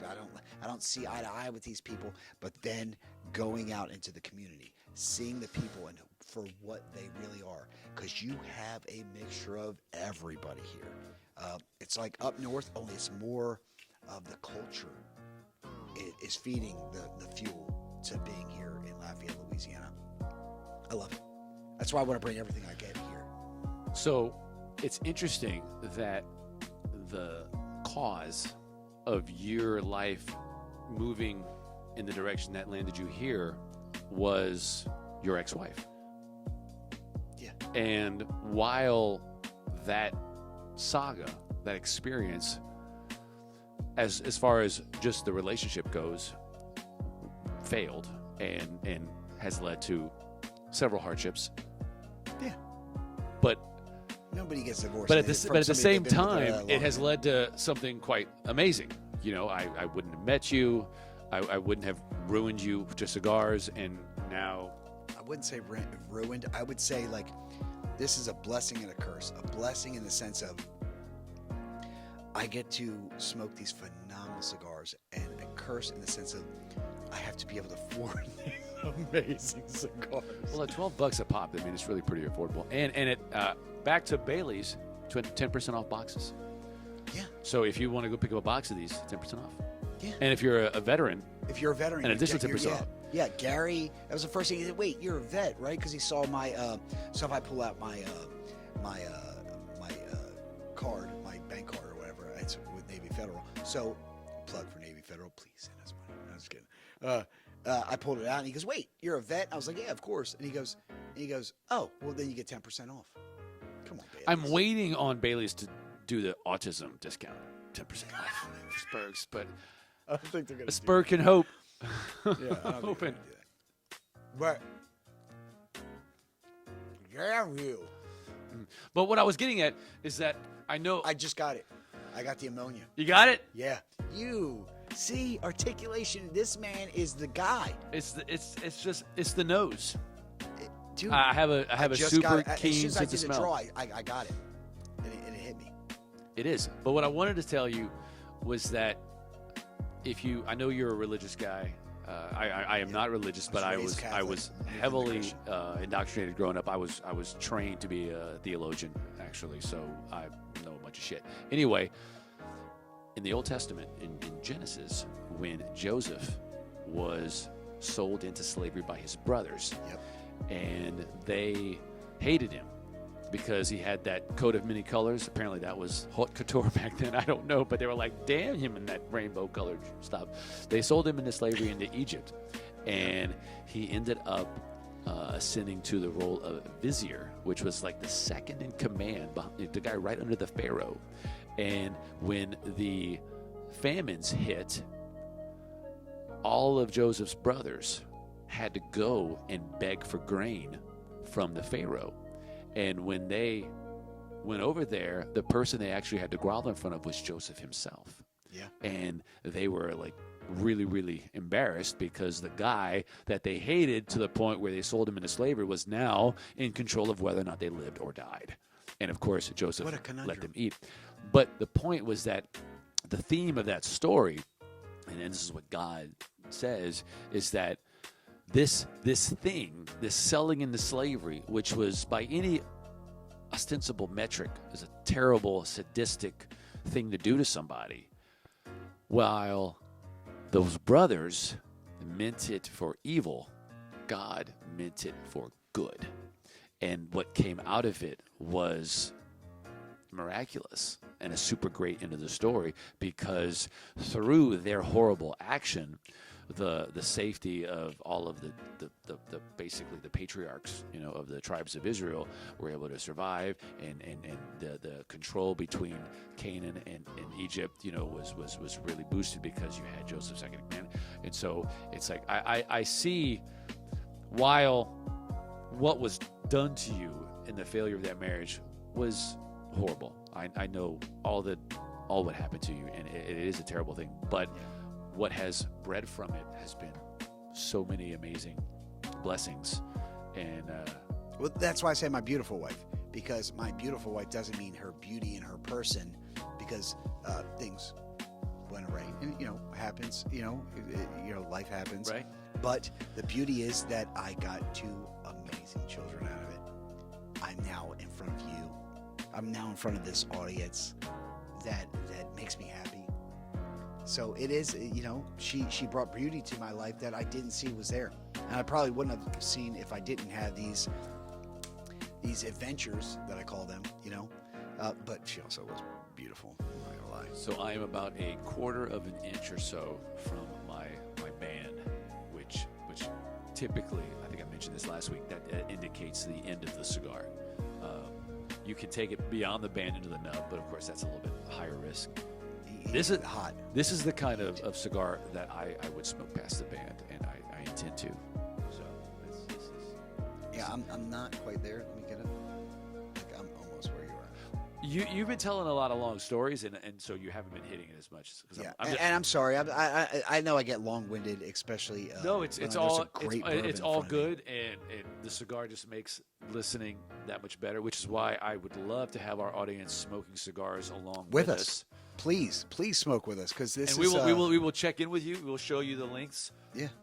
So that you can get an idea of whether or not you're over smoking it. I try to stay mindful of the rate because I really don't want to compromise the flavor. I really want every draw to be perfect, and I'm there. This one is just delivering the goods. It is fantastic. And I do want to give a shout out to my boy Kelly because he gave me my first Hamlet for my birthday Kelly this year. did? Did me a Hamlet. What? And I smoked it, and I was like, damn, boy. Another military guy. This is a hell of a smoke. I really didn't expect it to be one of those where I'm like, I'm taking a mental note of this guy. This was a fantastic smoke. And so it was kind of the obvious first choice because I had never heard of it. And so I assume that most of you guys don't really know. This is the 2020 release. So it's not one that's been around for a very long time, but it is very much deserving of the 90 ranking. And in fact, I would probably rank it a little higher than a 90. No. I'm going to stay at a 90. I think it was perfectly rated.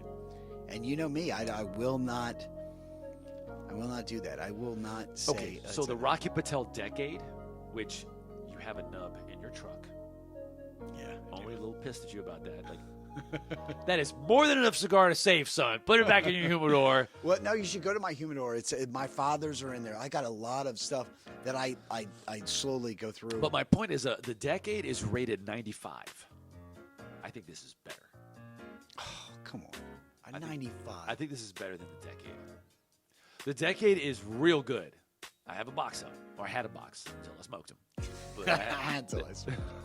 But they were very good. They were not as full as this one. This one's got that charry bacon flavor that the Decade is. The Decade is more of a caramel kind of note, and so that's one where like you could smoke a Decade in the morning, and it goes great with espresso. You could smoke it after dinner, and it goes great with whiskey. It's pretty much good at all times. And to have a cigar that is not that full, where you're gonna be like, oh, it's good at all times, under all circumstances and all scenarios, that's rare. And I think that might be why it got us 95. This one is more limited, but as far as the flavor, what I prefer, this is just me. I like burnt bacon, and I like charred breads. This is just hitting all the notes that I love. And this is, I will say this, this is the first non-Habano that I've smoked in a week, and it is delivered. Normally, you smoke. This is a guy who came from a trash bag going to on vacation. Moving on up to the east talking side. about Habanos. Like, come on, man. But seriously, I've had a number But of. I'm the silver spoon. Was it born with Which, hey, you know what? Actually, I'm going to share that on the next episode. I'm going to share why I went into the military, because that right there is a story meant for this type of thing. Smoking cigars, and I don't want to curse, but you know, the locker room talk. That is a story. I did not go into the military because when I was of draft age, when I turned 18, I hated America so bad. And I even tested with the ASVAB and all my standardized testing because, autistic people, we test well.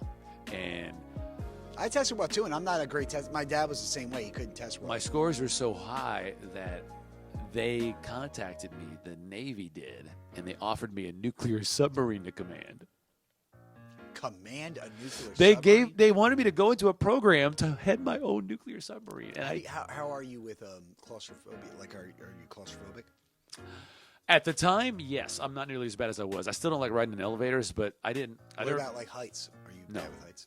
I had, I that was one of the things that I had to make myself get over is heights. Well, I remember when I was a At kid. my height, you don't get to have a fear of heights. There's a difference between being 5,000. No, I don't have a problem with heights. But you do claustrophobic. You don't like being.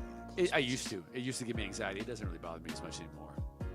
because I understand it, and the first time I had a panic attack because of claustrophobia, I thought I was dying.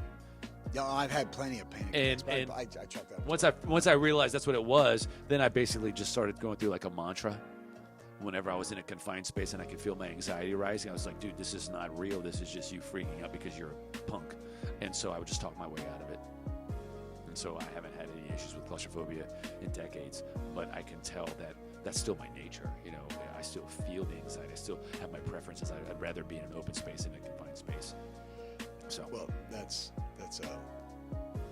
awesome that you could work it, because that's exactly how I worked out. My fear of heights, all I did was make myself. I used to jump out of 2-story windows, like in my parents' house, like growing up as a kid at 23 Ross Road, like literally, legitimately, I would jump out of the windows to get over my fear of heights, because I was at a place called Sesame Street. It was in Sesame Place or whatever. It was in New Jersey.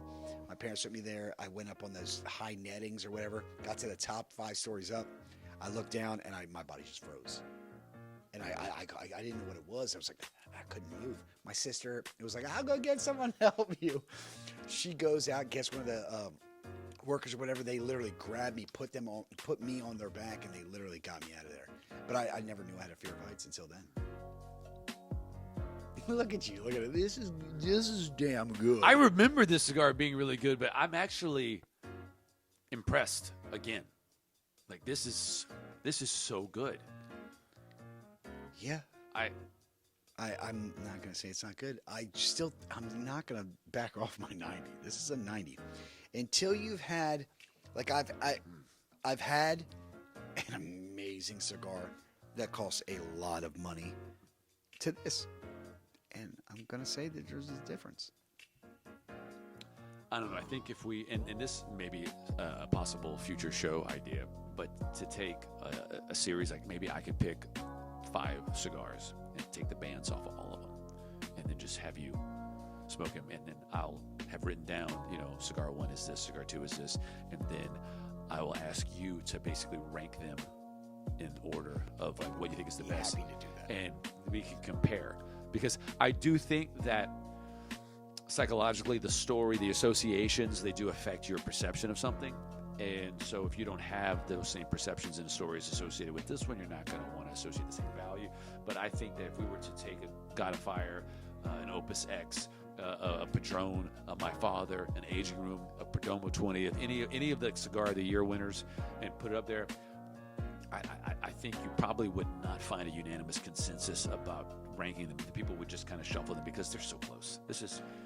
I mean, let's let our audience also say the same thing. Like, where do you think, as long as you're smoking along with us, please rate this with us so we can see. And also, you know what you should do? Tell us your stories of your experiences throughout your history of smoking and how you got to where you're at right now with smoking cigars. Let us know in the comments below. Let us know how you feel about this cigar, what you're picking up, what we're picking up, and see if they match. See if they marry. I've met so many great guys and girls. I mean, it's for everybody through the cigar communities. I'm really kicking myself for not doing it sooner, not exploring it sooner. Maybe the time wasn't right. Maybe now is the time. But it just seems like, man, it's just. I've met so many great people that just they hit me up and they're like, "What are you doing?" And I'm like, "I'm just hanging out in my house, smoking a cigar." And they're like, "Can I come over?" One of the guys who was an extra in my one of like, my films, he hit me up and he was like, he started to ask me like, what should I be smoking? Where should I be looking at? And I'm like, well, hey, I'm learning on this process too. Let's grow together. I have taken my band off. I am now going into the nub. We're nubbing this. Yeah, I'm about to do the same. It's that good. God, I can't wait to show everyone our new studio. I cannot wait. Because the reason why, let me preface it why that's so. It's because I have something like this, but in all the habanos. I think we might be starting this a little slower because I think we're at 2 hours. You might be right. I can't see a clock. It's still going. I don't have much left though. Well, where do you want to end this? Where do we want to end this? Yeah. We can. What's your final notes? Let's go there. Final notes. I'm really excited for the future of this show. I'm super excited. Oh, there you go. Drink. You said it. That is going to be the new Second last done. Pee Wee Herman kind of running gag. We're not going to do a word of the day, but because of how common the usage of that word super is and how it's been brought to our attention, that it really is a kind of a superfluous word. But I just told him, you can't be superfluous without being super. I don't have anything to drink. Well, sorry, I do. Oh, there's a smidgen in there. But I'm very, very excited about the future of this show, the context that we made, the fact that we're redoing our whole studio. So it won't be much longer before we're shooting in a different location. We're going to have an actual cigar lounge that's modeled after a Cuban cigar lounge. That's where we're going to be broadcasting from. We're going to be getting a lot more materials to show. We're going to have a fully decked out Habano lounge. We're going to bring in some experts. I mean, we're talking... Superb. I didn't say it. It's superb. Superb experts. Good. I'm going to look to the judges. Judges? All right, they'll allow it. But only the one time. That was your mulligan. But the stuff that we have humidors. This is a Cohiba lighter, a triple jet Cohiba lighter that is very collectible. You're not going to find this in stores. Very cool. Then you have these are the way the cigars come from Cuba. They come in. These are actually humidity controlled. They are humidors. We have a bunch of those.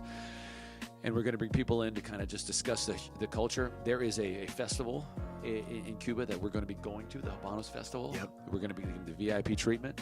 So we're just, two guys who happen to cross paths in the most unforeseeable way. Yeah, that's how we met. We met through my ex-wife. See what I'm saying, man? It's just... Yeah, it's because of her, we became best friends, and now we're going on this new journey together. I never thought that I would be as in love with the Cuban cigar culture as I am. It is just, if you love cigars, everything you love about cigars is turned up to 11 in the Cuban market. And I think that if you have the means to go to Cuba and experience that, you need to do it. It's just. We are in a niche market, but I'm going to tell you, if you do have that, if you can do that, if you have the means to go to Cuba and experience what we're about to experience, you have to do it. Because they are the bar. That's where you have to take your bar to.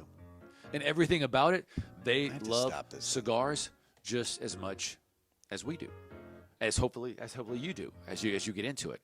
I know a number of guys who are fairly new into the cigar culture. They've asked for some recommendations. They're getting into it. I really hope that through this show, we're a catalyst for their burgeoning love affair with the cigar culture. And then they and here's more teasers. If things work out, if we grow and we get the collaboration with the VIP club, then there can be a way for all of you to get a sample, get an experience of what we've already done that. We've done we have an Instagram account. It's new.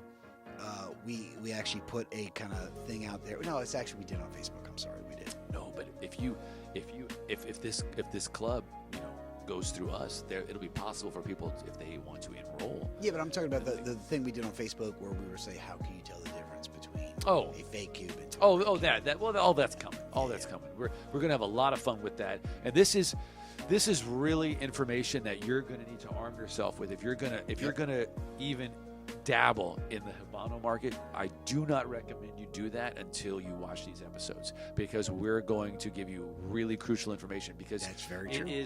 I didn't know this, but the Habano market is the most saturated market with counterfeits out of all commodity markets. Yeah, you're right. We did. I learned. You've got Louis Vuitton, you've got Michael Kors, you've got shoes.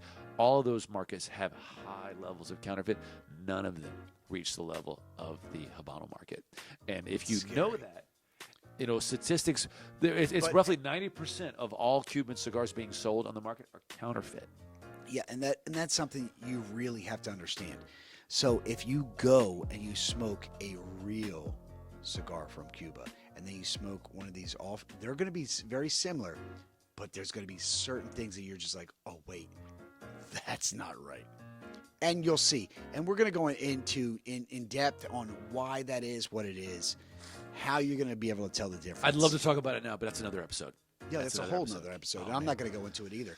But I've learned so much in my short journey, and my palate has grown so much that you're going to see. I want you to be where I am. I want you to understand where I am in my journey, because I've only started this like 4 months ago.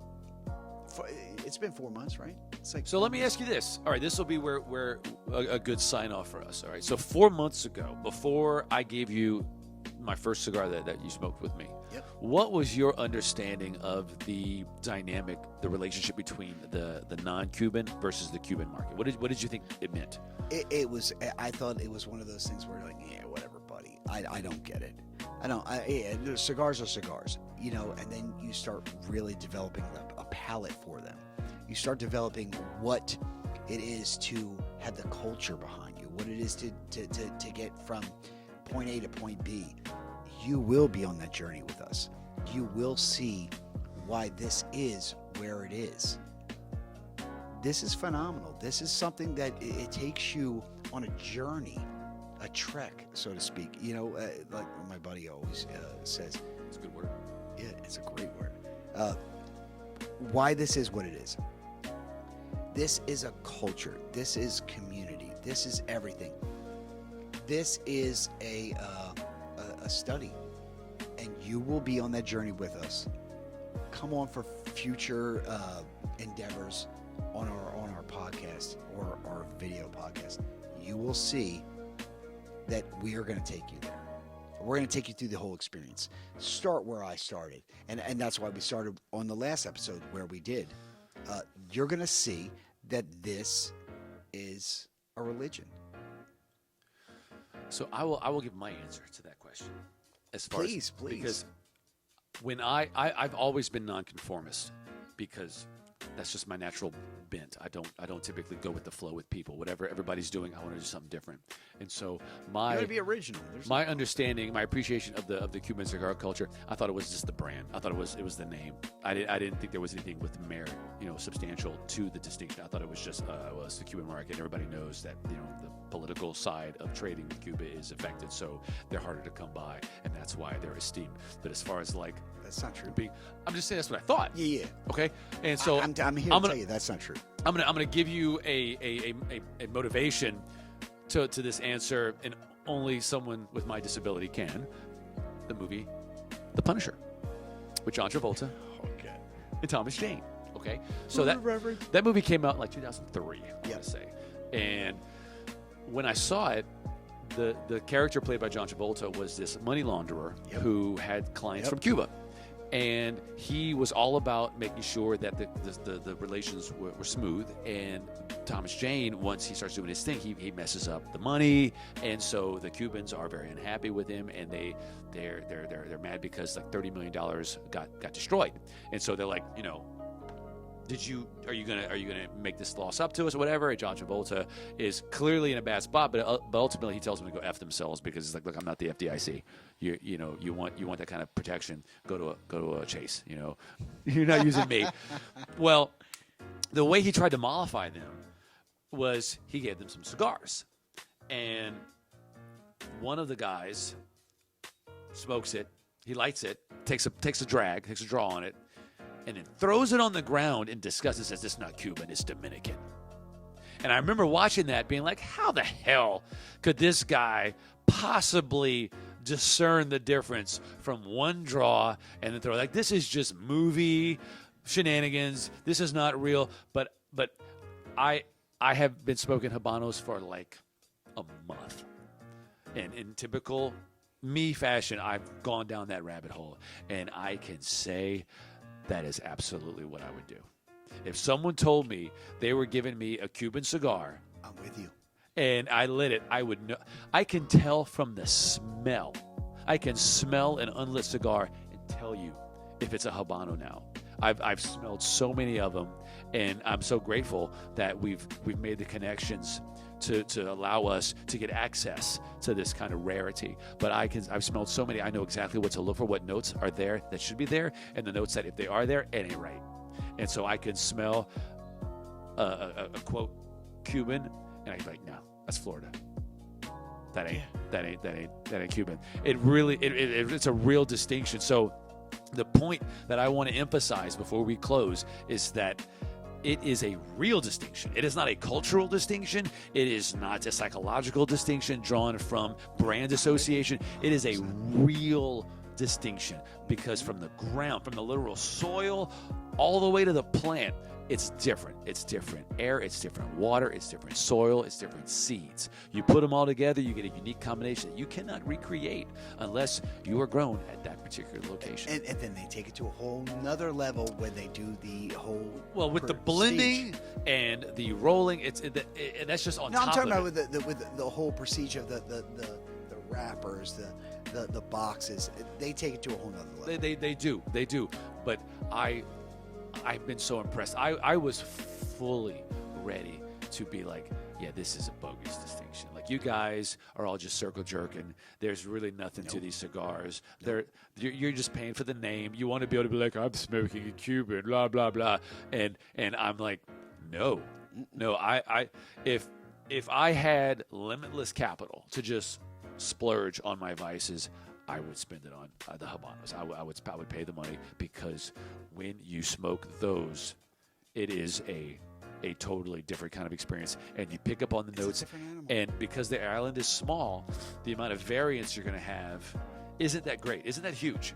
And so, like, all Cubans have the same notes. Now, they can go off in different directions and do other things, but they have all of those same notes. So if you smell a different cigar that you're trying to determine if it's real or not, you got to look for those notes. If you smell them, then it's like, all right, well, so far so good. But if you smell something different, you're like, nope, that is not. Which is crazy, because you talk about that. I'm telling you, so many things, future episodes that I want to get in on this.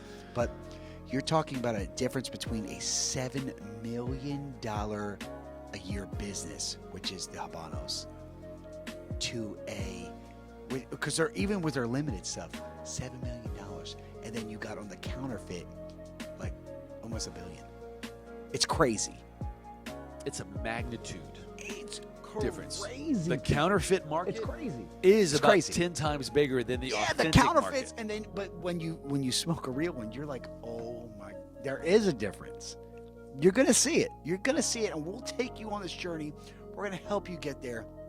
Hopefully, the VIP is going to be a big thing for not only us, but for the people who actually put it out there. But I cannot stress enough. We have to have reach. We have to have listeners. We have to have people who are pumped. Listen, our community is exactly how I am. You know, I'm not a wealthy person. I'm not, but this is worth it to get into this kind of endeavor. Long story short, we're going to take you there. You're going to see, especially with the set design, you will definitely see how this culture makes you more of the gentleman and the scholar and everything else from there. It'll make you want to be a scholar. You'll be like, I want to know more about this. Is that awesome? And you're also going to want to be the gentleman or the lady in the room. That's right. So my final thoughts on this bad boy, I thought that in typical fashion, every third got better than the previous third. I loved. Damn you with ammonia! I'm tasting it now. I loved the burnt espresso in the first third, and then when it transitioned into the burnt bacon, I was like, oh. Yeah. This is like an Epicurean breakfast for me. I've got black espresso and charred bacon. It's like, dude, I had bacon for breakfast with espresso, and this was better. And I made the espresso this morning. I make really good espresso, but this was better. And then for the last third, to bring out a little bit of an ammonia, it was just like, oh hell, how's your father? You know, like, hello. I give it my highest recommendation. I would give this. With the burn, with the draw, with the wrapper, the rate that it smoked, the biggest problem with the cigar was the bozo smoking it, because I would talk too much and it would go out. But I have no negatives to say about it. I've enjoyed every third. Each third was better than the previous, and so I could see it going as high as 95. I'm going to beg to differ. I'm going to leave it at the 90 because that's where the rating should be. Everything that's not Cuban should stay under 90. Sorry. So my rating scale, the point scale that I'm using to rate these, I don't put Cuban's Habanos on at all. So even if you take it at that, I'm sorry, like 90 should be where the 100 is for everything that's non. I see what you're saying. So for me, 90 is my highest. This would be a part of that. That's how I'm gonna be. I am. I don't care. You can call me the Simon Cowell of everything. I So don't go care. get a Hamlet. Go get a Hamlet. This smoke is with the us. Hamlet 2020 Maduro. Smoke it. Tell us what you think in the comments, and get some conversation going. Share your stories with us too. Whether I don't care if it's your military experience, your experience of how you started your business and you grew into something, or if you're just a McDonald's worker and you just enjoy this smoke because that's how much it brings you to this. I don't care who you are. I want to know you. I want to see your comments in there. Put them in there. I am the gentleman. He is the scholar. And we thank you for your time. Salud. Take care, everybody.